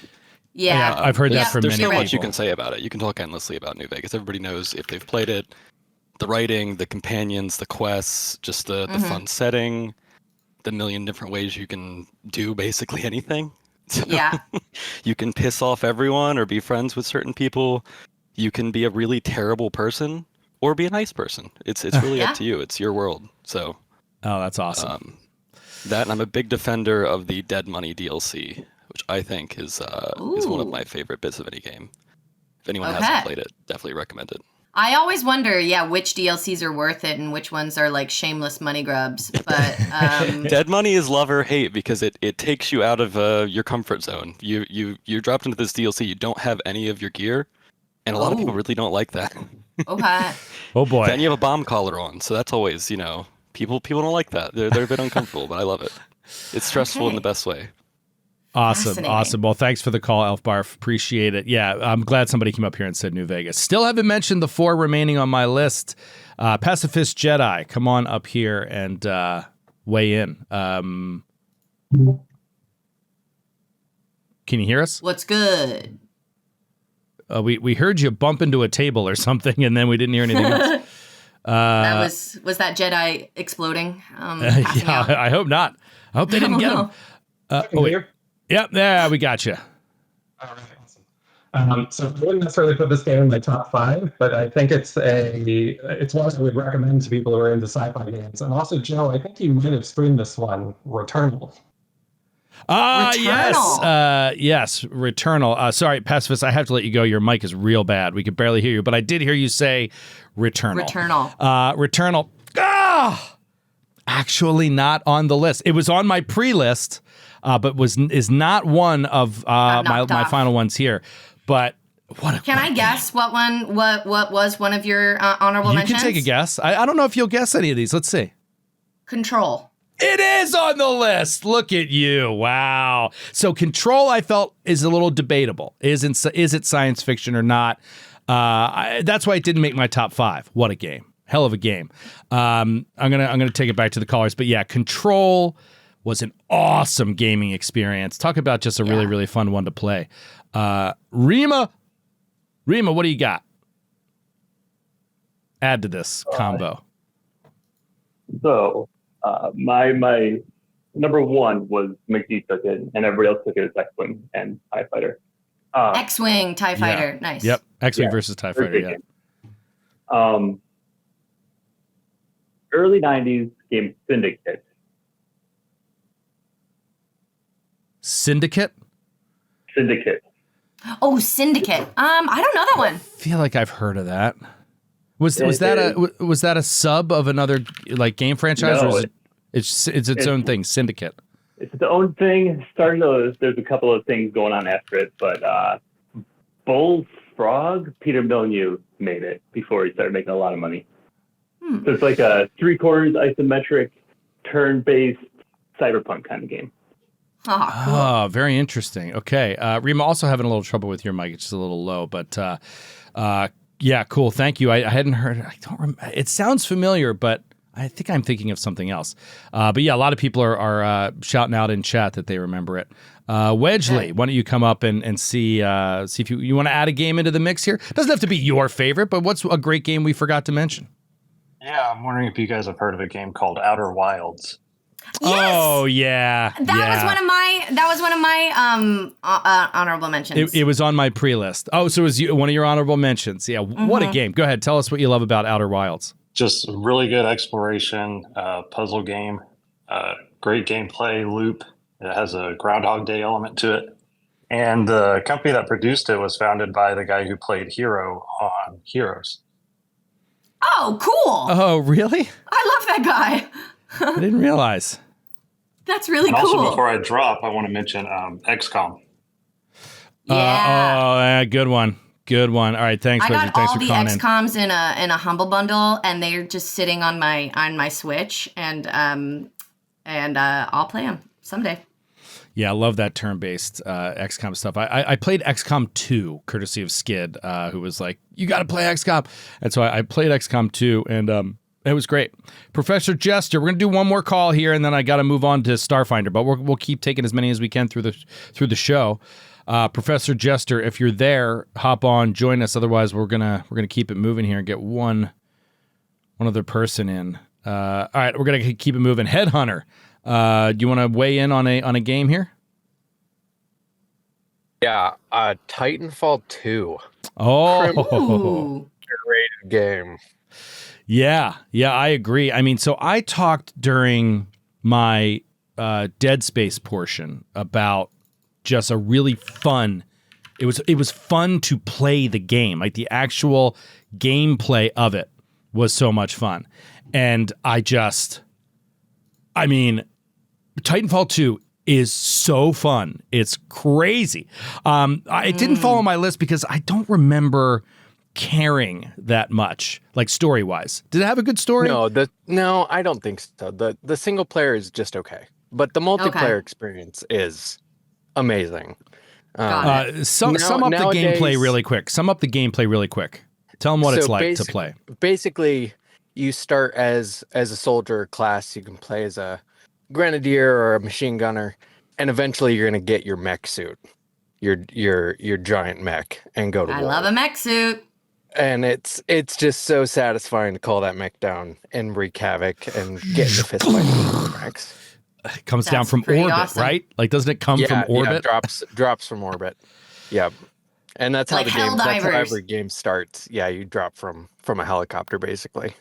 That's sick. And there's all kinds of like running on walls and shit, right? And like jump, like the grappling movement is incredible. You slide off of walls. You can have a grappling hook. You can sort of phase shift through stuff, and the movement in that game was so satisfying. Kind of reminded me of like the Spider-Man 2 like web slinging, like how satisfying that movement system is. Just incredible. Wow, Clorpdonk and Skinny are saying that the Titanfall 2 single-player campaign is one of the best ever made. Really? Some people really love it. I thought it was okay, but I didn't get that far into the single player. You were mainly doing the multiplayer. Yeah, Sharky. Yeah, mainly multiplayer. Sharky says that the multiplayer is probably the best multiplayer I've ever played. He said so. I think so. Awesome. I think so. Awesome. Thanks, guys. My pleasure. Thanks for calling in, buddy. And then McDermott said, McD said, I've never cared more for a mech. So I think that he got into it too and loved his mech. We're going to move on here just for time concerns, but we'll come back to you guys shortly. I got to shout Ukini-chan out in Twitch chat who nailed one of my honorable mentions. In fact, I call this 6th place because it just got beat out by Dead Space Subnautica. Subnautica, one of my all-time favorite video games of any genre. But Dead Space beat it out because of its intense sci-fi themes and its awesome sci-fi horror aspect that I wanted to get into that top 5. Yeah. I'm surprised none of us have said, and the chat even, it came up only once, Last of Us. Yeah, I never played Last of Us. I mean, I played it for a very little bit of time, and I was like, oh, I don't like this at all. Like, I didn't realize what it was, and, it was like, press square to pick up your towel. Yeah. Towel yourself off. I was like, this game's stupid. And then obviously it became a phenomenon, and I love the series. But yeah. All right, let's move on to talk a little Starfinder. As we keep it in the sci-fi realm, Starfinder 2E releasing, the player core releasing at Gen Con this year, just next week. It's going to be out. And we're so excited. We're actually going to play a little bit of Starfinder 2E. I'm going to run Mary Lou through a game with some more of our friends, and we're going to premiere that on YouTube during Gen Con. So keep an eye out for that. But Mary Lou has to make a character first. So we thought, why not bring it on Glass Cannon Radio and chip away at it live? So we're going to get it started. So talk us through this. You did a little bit of pre-prep for this so that we weren't too in the weeds. And I think I'd love to start with Ancestry, which is obviously a fascinating thing in Starfinder because there's so many options. Talk to me about Ancestry. How do you sort of decide this, and what are you looking at? Ancestry is my favorite thing to start with too, even before class. Usually, because it's so visual that it's like sort of how I get into my character, right? Is like sort of designing them from the outside in. And the races or the ancestries in Starfinder are so cool. So cool. And I'm shocked, honestly, that I didn't go straight for the kitty cat characters. But I think it's because I play a tabaxi in a different campaign, and I love just trying different things, new things. And so at the Vegas retreat, at the Glass Cannon Vegas retreat, we got, or some people got, the Starfinder Galaxy Guide. And there happened to be one extra floating around, and I snagged this puppy. And because I've always wanted to play Starfinder, and I think this was before, or no, it wasn't before we knew that I was going to do the one at Gen Con, but I've always wanted to play Starfinder because I love Pathfinder and I love sci-fi. So I was like, it just feels like a no-brainer. I really want to play Starfinder. And so I snagged this Galaxy Guide, and it came with some new ancestries. And I was just reading. I love the Galaxy Guide because it gives a really neat synopsis of the world of like what what's it called? Our station. Absalom Station. The Pact gives a Worlds. really neat description and sort of like timeline run through of the Pact Worlds and like what happened and what Absalom Station is and the gap and all of that exposition. And I love lore, so that was awesome. And then it just like gives some new cool stuff, new factions and new ancestries. And I became obsessed with one of these ancestries. Though I will say there was a and I'll tell you my honorable mention ancestry. Well, actually, there's a couple. So the first one that is so funny is the Contemplative, which is just a giant floating brain. Giant brain with a vestigial body that just sort of like it floats with its telekinesis powers through the world. That's so funny. I love that. Obsessed. So I thought about playing a Contemplative because that's just hilarious. They're giant brains. That's literally what they are. So cool with telekinetic powers, and they have guns and stuff, and like they're really smart and cool. And then, this is not exactly new, but it's kind of an update, is the Starfinder Dragonkin. So they're kind of like Dragonborn. They're like evolved from Dragonborn, but they're like a little smaller, and they're like talk about how like living in space has changed them, and you still get the dragon bond. So since they are descended from dragons, they have this special thing where you get a dragon bond, and you are bonded to another character, like maybe player character, maybe NPC, I don't know. And you can like you share thoughts with them. It's not always romantic. It's like usually platonic, like more often than not, but can be romantic. And it's just like this special, incredible bond that like have to work with, which I think is really cool. And I thought about making I just want to hop in here real quick. This is a timed show, and you still haven't told us what ancestry you're playing yet, right? Yeah. Well, it sounds like this book is very exciting. And it's look, really we have a lot to get in here. Paula Deming is in Twitch chat, and Paula Deming wants more of the show dedicated to Hamburger Head. So there's there's so much that has to happen here.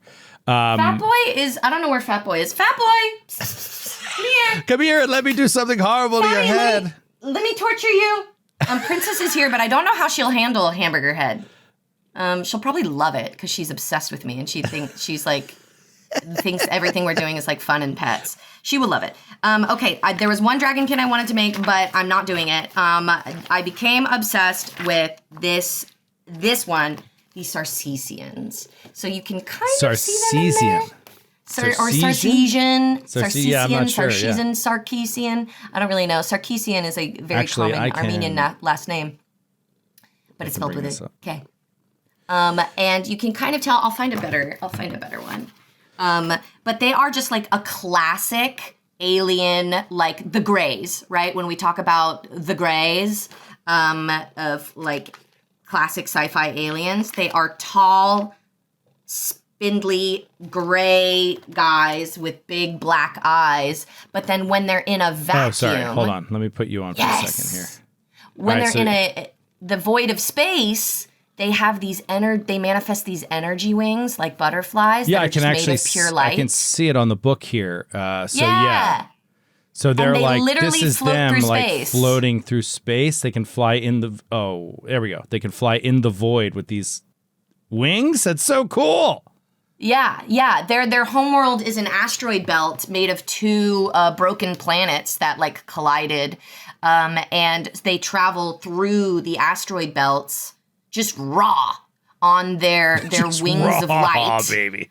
And isn't that so cool? So I just thought that they were like a really interesting twist on a classic. And I also love that. Oh, didn't I tell you I would call him? I called him and he came. Oh my gosh. So, okay. Let's see if we can do backwards Hamburger Head.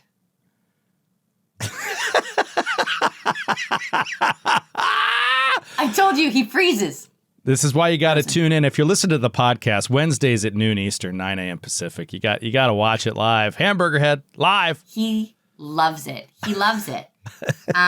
Don't let his eyes or his eyes or the way his body goes completely still. Like, please let this end so I can. Jared describes it. I was like, he goes limp. It's so funny. And he goes, yeah, because he's being held in the grip of a predator, and he's freezing as a safety measure. But this is what I call scary bear hands when he does these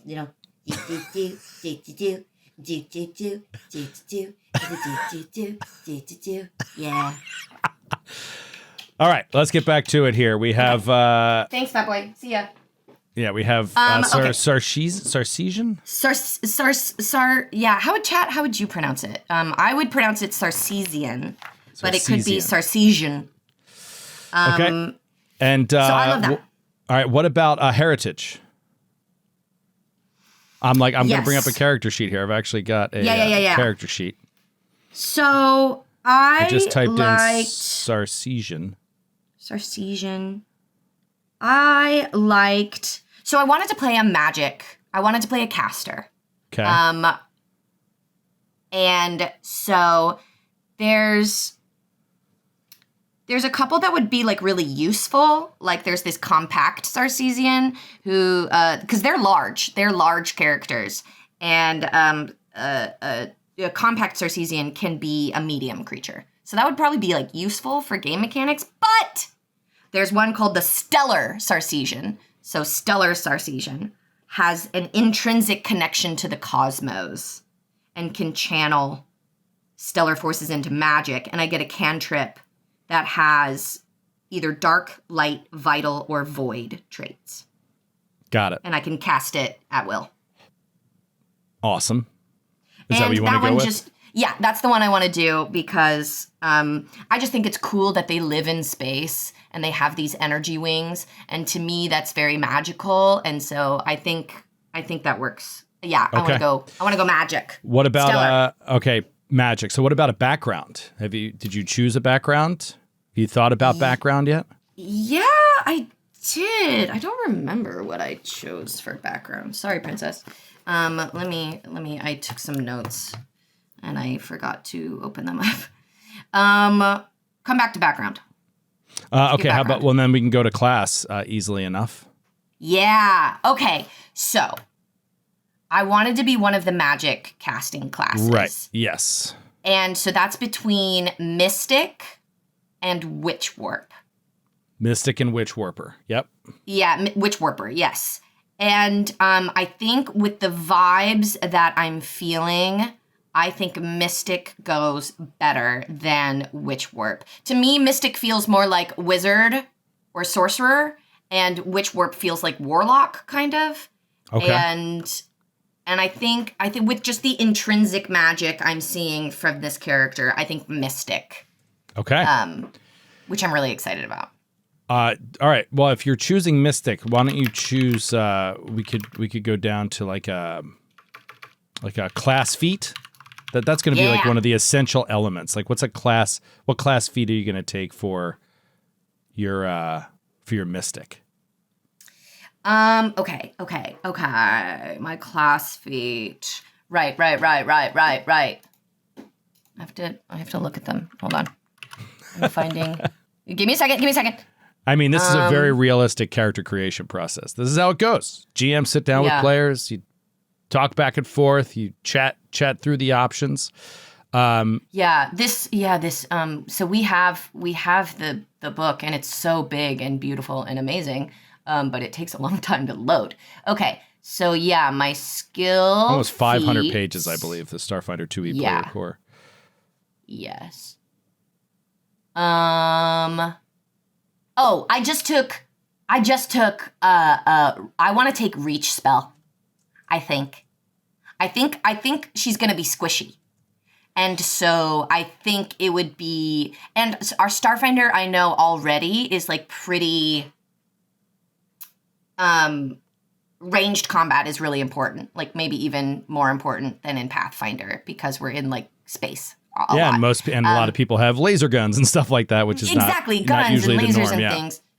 So I think none of them are really that interesting. There was one that was a divine bond, but I don't really see her as being divine.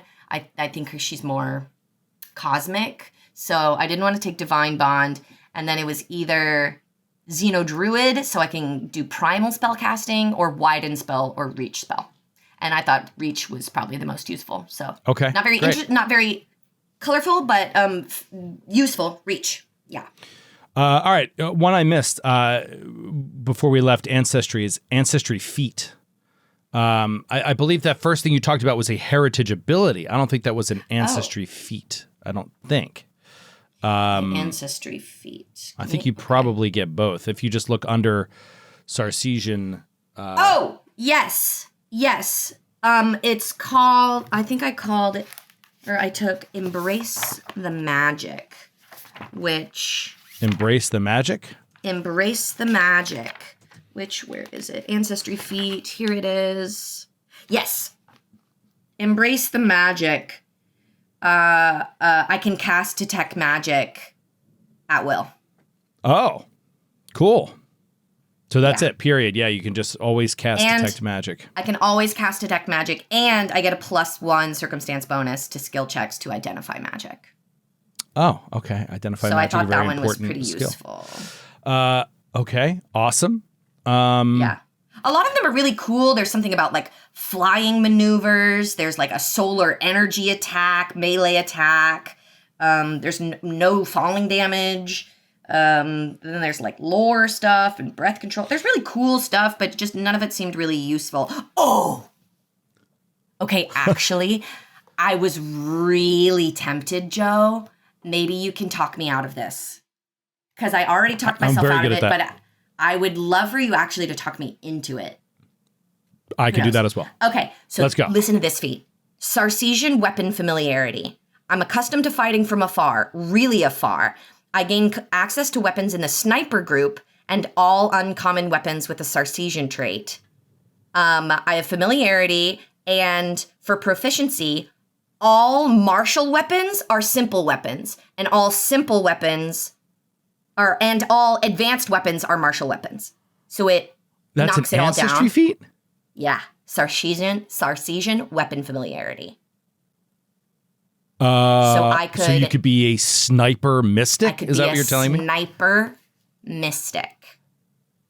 Dude. Any sniper gun I can take. Here's why I was scared. All of the sniper guns have the kickback trait, which means I get a -2 if I don't have the strength bonus. That's Johnny fair. And I'm That's definitely fair. not going to have the strength because I'm Right. dumping strength. Strength's going to be like her worst probably. Right. So, is it worth it? Or you can like buy a really expensive bipod, like a little like stand for it. But then that takes actions to set up and to move and stuff. And also I'm scared of the equipment list and because there's a lot of words on it. Everybody's always scared of the equipment list. Don't let that intimidate you. If we were going to do a campaign, I would take this feat and I would spend the time to really bust it out and like make you and me and Professor Eric like sit down and really figure this out and squeeze the points into it. But since we're doing a 2-shot, I'm not sure it's like the most efficient course of action. But isn't that freaking awesome? Yeah. All right. So I reread because people are like, whatchamacallit, Rima was like, that's an OP ancestry feat. To be clear, it does not make all martial weapons simple weapons. Oh, no. Sorry. Just for snipers. Sniper rifles. Just for sniper rifles. You treat them as simple weapons. Sorry, and I thought that in my head. Sniper rifles. I said it in my head and not out loud. Yeah. So it's sorry. just sniper you guys rifles. didn't read my mind? Yeah, it comes off that first sentence. You're accustomed to fighting from afar. Really far.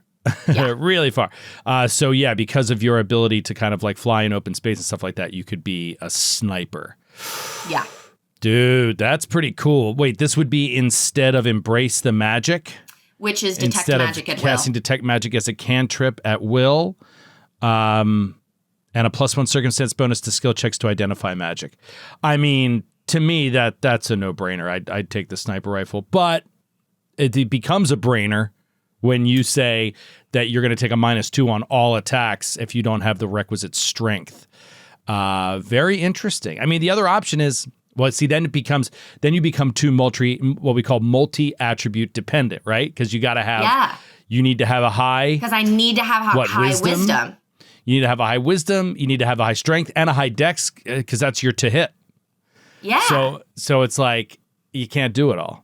I don't know. You could dump intelligence, dump charisma, be stupid and uninteresting, but be able to shoot us. Well, let's take a quick. Did you look at backgrounds at all, or are we past that? I did look at backgrounds. Where I wrote down the ones that I was looking at. Come on. Just because I wonder, we only have a few minutes left here, and I wonder if we could get like a couple ability scores in here just to see how this would shake out. So I wrote one down, but now I don't see it in the book. So I'm like, where did I get that from? Yeah, I have no idea where I got that. Maybe I got it in the big book. But I wrote down Creshborn. Is that in the big book? Because there's a Cresh raised Sarcesian. I think I maybe made it up. What? Interesting. Where are the backgrounds? So you get, sorry, we haven't talked about your attribute bonuses based on your on your ancestry. So you I get some good ones. You actually get a +1 to charisma and a +1 to dex, but then you get a -1 to strength. Exactly. To start. It's a flaw, yeah. It's a flaw. And then from your Mystic class, you're going to take Wisdom, right? So you get a +1 to Wisdom. But then that leaves, sorry, let me show you the sheet that I'm working off of here. Yeah. So then you would have 2 boosts from your background and then 4 free boosts. So your background, even if you went Wisdom and Strength, now your Strength is at 0. And then if you went, and then if you gave Strength a free boost, you'd end up at +1 Strength. Can you wield some of these weapons with a +1 Strength, or do you have to have like +2 to start on some of these snipers? Do you know? I can use them, but I'm pretty sure I have to have a +2 or I get the penalty on all snipers. Or the penalty. Oh no! I think it's with the kickback. Any weapon with the kickback trait, and all snipers have kickback. Okay, so it's just called a kickback trait. I'm trying to figure out where this is in the book. Do you know where it is? Like a rough page number? It's in the equipment. In equipment. I'm having a hard time bringing it up too because of the size of it. It's just not loading fast enough. It's big. It's a big boy. You can pick +1/+1 instead of your normal boosts. Yeah, I think Sweet Thread. I think you're right. So you could forego the charisma boost and take the strength back. And you can make the strength +1. Right? Yeah. +1 and then wisdom +1 for Mystic? No, I think you still need to do whatever. I don't know. You can pick +1/+1 instead of your normal boosts. So what does that mean? +1 to anything? +1 to anything like a human? Yeah, you can take, so instead of the +2 and a free, so you get a +3 and a -1, instead of that, you can just wipe it and just get +2. +1/+1. Yeah. So you're saying you would just do a Sarcesian and do +1 wisdom, +1 strength. Okay. I could. Yeah. All right. Well, now you got to get something in Dex, and then you could get to +2 strength then, if you wanted to. Okay. If I wanted to. Unfortunately, we're out of time, so this is something you're going to have to think about off air. But I mean, it's a good start. Very interesting. I want people to see this character if and when we get this done and you play. I think she's going to be fun. A Sarcesian. A Sarcesian Mystic sounds very, very cool, and I'm excited to see it. I think I want to go like healer vibes. We'll see. I don't know. Healer vibe. Oh, so more cleric-y than wizardy, sort of. Yeah. I definitely am going to take some damage. I guess going wisdom is definitely more cleric-y to start with, yeah, or druidy, yeah. I think Mystic. I think it is a wisdom class instead of intelligence. I think you can choose your key ability modifier, can't you? Really? It's Witch Warper's intelligence, and that's how that works. Perhaps you are right. Well, it's a new game to all of us. We're going to be learning it here at Gen Con. We'll see how it all shakes out. But for now, it's exciting. We have to move on. Before we do, though, I'm going to try to take a couple quick callers. People have been waiting around, have things to say, whether it's video games or Starfinder or earlier stuff. Dr. Billy is in the house. Hey. Hi, Dr. Billy. How are you, Dr. Hi, Billy? how are y'all doing? I'm doing We're great. doing great, buddy. What do you got for us? Man, I am still fixated on XCOM, honestly. I'm excited to play some Starfinder 2e at some point soon, but I'm just thinking about, you haven't played XCOM. Gotta recommend it. I played so much of that in high school. It really speaks directly towards my neurodivergence, where I love spreadsheets and managing spreadsheets and looking at things changing incrementally over time. And then I also get to have little guys on a table shooting aliens. It's just tremendous. It's got everything for Dr. Billy. But it's funny you mentioned contemplatives. The first time, or the next time I get to play Starfinder, I'm playing a contemplative. They are just so funny, just the coolest little brain guys floating around. I don't know. It's a tremendous pick. The one you picked. They're so funny. Cool. I just coming up to just got to sing the praises of XCOM. Fallout New Vegas, XCOM. I'm real excited to see y'all next week. Look forward to. I just finished the newest little fan art, so I have that to look forward to. Let's just say it's gonna be a little wild. Awesome. All right. Thank you, Dr. Billy. All right. We've got 2 more games on my honorable mentions list that have not been guessed. I'll tell you this. One of them is I don't want to say it's a new game. I'll say it's a game that is actively updated still today. And the other game is an old school game from the 90s, a franchise that produced many games. Let's bring some more people up here and see if anybody can guess. Infinite Diversity. Join us, Infinite. You've been so patient, and now you've stepped away to use the restroom. And you missed your chance to be on the show. Sorry, Grey Wolf. Are you there, Grey Wolf? Are you there? Gray? Oh, now I think it's is it us? Is it me? Am I the problem? That's a conspiracy. Grey Wolf hopped in, but your mic is not working. Double check your mic. Let's go to Sweet Threat. Sweet Threat knows the rules for Starfinder 2e, I guess, a little better than us. Sweet Threat. What's up, Sweet? Oh my God. Oh my God, is it us? What is happening? Oh my God, is it us? Can everybody hear them except us on Discord? Nobody's mic works. I don't know what's going on. Dr. Billy worked, though. Okay. Yeah. Dr. Billy worked. Infinite Diversity stepped away. Yeah, Harry's here. That's all you got to do is type in chat. My mic works. Hey. There we go. What's up, Harry? It's not you. How's it going? It's going great. It's going great. What do you got for us? Did we miss a game here? Yeah, I had 3 games in the chamber, and 2 of them got mentioned. I had Outer Wilds and Titanfall 2. Mm-hmm. So I got my third Portal series. Portal series, yes. Not on my list, but just outside of it. It would be on my list probably if I played Portal 2, which I never played. Oh, you've got to play and Portal 2. I hear it's phenomenal, but I played all of Portal, which is crazy. That game one of the reasons I didn't play Portal 2, not a knock on the game, Portal actually used to trigger my motion sickness. It would make me like sweaty palmed and nauseous playing it because of how often you're flipping the rooms and stuff. And I'd just be like, but it was a great game. What a great game. Interesting. That's one of the games that I read all about and watched a lot of people play, but never actually played myself. Awesome. Great addition, Harry. Appreciate the idea. You got any guesses? We got 2 science fiction games. Both are big properties. One from the 90s, a franchise, another modern. I cannot for the life of me think of a guess for any of the games, but I do have something to say on one of your other games that you mentioned. Please. No Man's Sky. No Man's Sky was the first and last game I pre-ordered. Oh. It was it was that thing back on PlayStation Network thing where you could pre-download it when you pre-ordered it, so that on midnight you could start the game. And so I pre-downloaded it, had it ready to go.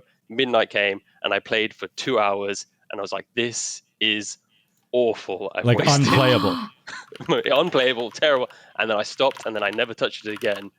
And then they fixed it, and I just can't go back to it because it was such a bad experience the first time that it just ruined it. You were betrayed. But I know they fixed it. I know they are updating it constantly, and it's so much better now. But I just can't bring myself back because the initial experience was just so bad. That's amazing. Just they burned you. They burned you too bad. It happens. All right, let's give Sweet Threat one more chance here. Sweet Threat, did you fix your mic situation? No, you did not, and you've been on the show plenty of times, so I'm not sure what's going on. A little technical hiccup there. We'll try Grey Wolf one more time, but then we gotta do a few minutes on another topic. Grey Wolf. Hello. There we go. Yeah. Hey, how's it going? Hey, what do you want to add here, Grey Wolf? Yeah, I just wanted to talk about the sci-fi games real quick. No, there didn't seem to be much love for Horizon Zero Dawn, but I wanted to let Mary Lou that I love Horizon Zero Dawn. Let's go. Yes, and like Joe, I actually put it down for a while, about 30-ish hours in, and some of it was that gameplay problem. I felt like it got a little fixed. You reach a certain power level and you just sort of play it exactly the same way. Yeah. You know what I mean? Yeah. But then you I didn't like the back up and traps, so finished it, and it was never amazing. used the traps. Yeah, I got really good with sneak those. and yeah. I picked it back up. I picked it back up after hearing about the DLC, the Frozen Wilds, and I love that DLC. Yeah, really good. It's basically it's kind of like the quest for the Frozen Flame. It's kind of like Blood of the Wild. Yeah, you know what I mean? Yeah, it's great. Well, I'm just now realizing that. Totally, yeah. Yes. So, and it's, it's very much got like the tribal elements. She's meeting, the people that live up north for like the first time and is seen as this outsider. But meanwhile, she's like dealing with like, the science, the dinosaur threat stuff. It's great. And then one other game, sci-fi game I wanted to add is FTL, Faster Than Light. I don't know if anyone's heard of it. Yeah, I'm familiar with this one. I think I played like 2 hours of that game on mobile, and I want to get back to it one day. People love it. People love FTL. It's incredible. I don't need to say a whole lot about it. I think, a lot of people love it. It's a very simple game in concept, but it's well executed and it's got an amazing soundtrack. Cool. Awesome. Well, Skid is in here. I want to see if I can get Skid up here. Skidly. Skid, is there any chance you have a hot mic or could come up and join us? No worries if not. Just ignore the prompt because one of my honorable mentions is one of Skid's all-time favorites. So I thought that he could probably guess it. But in the meantime, let's talk for a few minutes before we wrap up here on World of Warcraft. Now, we obviously wanted to dedicate more time to this, but man, I was having so much fun talking about sci-fi video games. It took up a big chunk of it. And we'll come back. There'll be more Mary Lou time to dive more into World of Warcraft. But tell me about World of Warcraft. You're playing it again. Yeah. And because you guys are playing in preparation of a new release, right? There's a new Mists of Pandaria. Mists of Pandaria. I think it just launched maybe like 2 nights ago. It was really glitchy and buggy, so I haven't dived in yet. But yeah, me and my hometown crew, we're leveling up for pandas now. It's been really fun. I'm really liking it. But I just want to give a shout out to Hot Boyfriend because he raids in vanilla and his guild just got a Scarab Lord. So his raiding team severed in the Dream Scythe server. Mushiao is now Scarab Lord. And if you know, you know. That's a big deal. And I watched it happen. It was amazing. Oh, so wait, you watched what happened? They beat a world boss?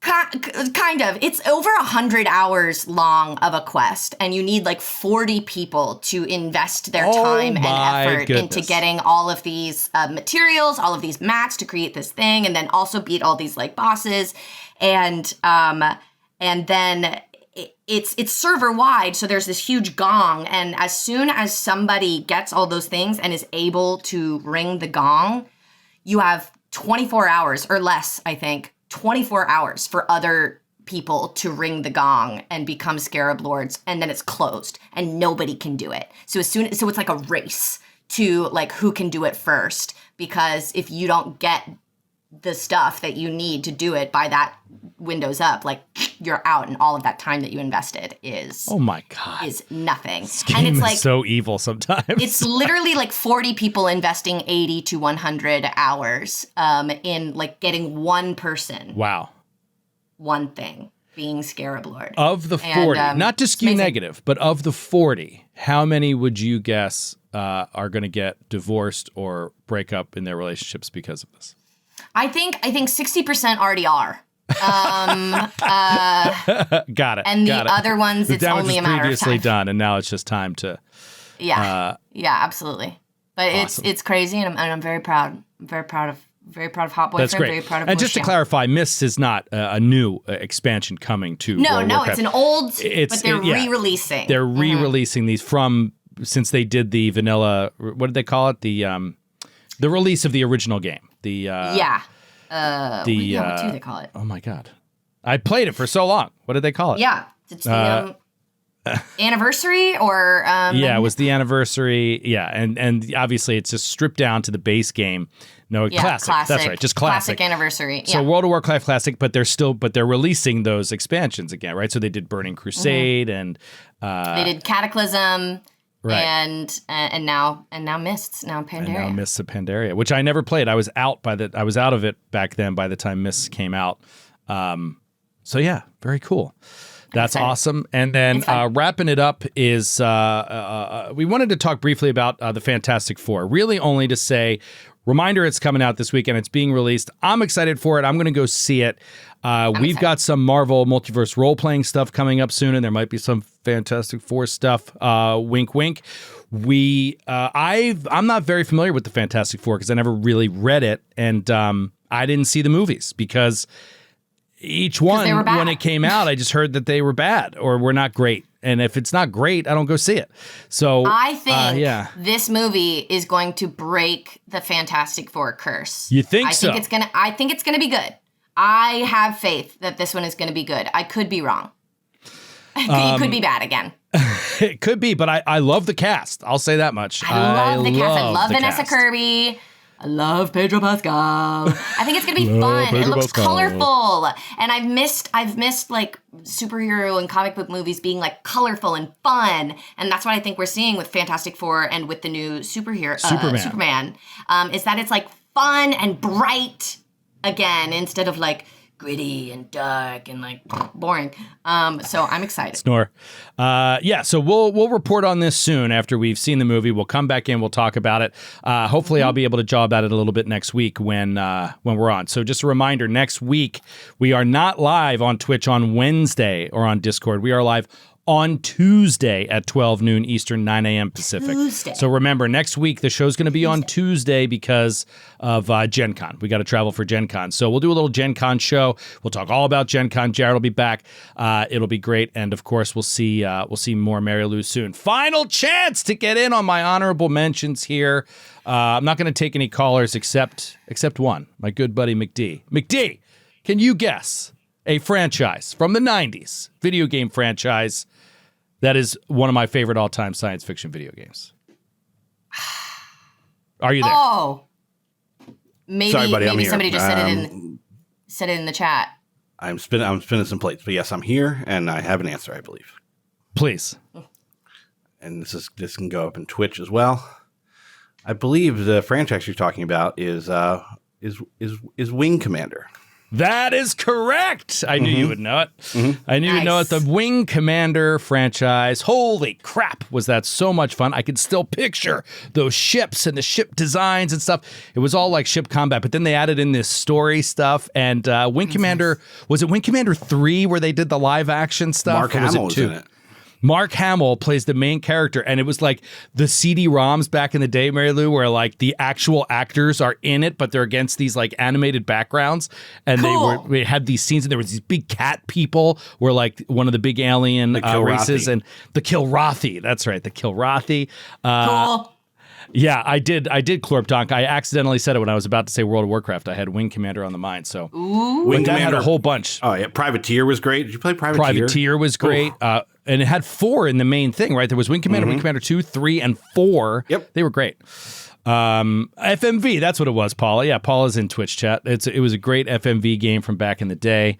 You know, you'd be like it had all that classic like Battlestar Galactica stuff too, where like the big capital ship, you'd have to walk down to like the engine, like the where like the engineers work and stuff like that, and they're working on the ships, and it's like in the place where they all take off, and it was all FMV actors and stuff working on these ships with their blowtorches and whatever, and then you take off from there and fly out into space and start space combat. It was super fun. Oh yeah, and then they made a movie with what? That's right. I forgot. Is that Freddie Prinze Jr.? Freddie Prinze Jr. and our good buddy Matthew Lillard. Matt Lillard? I forgot. Oh my god! They made Wing Commander a movie with Matthew Lillard. Totally forgot.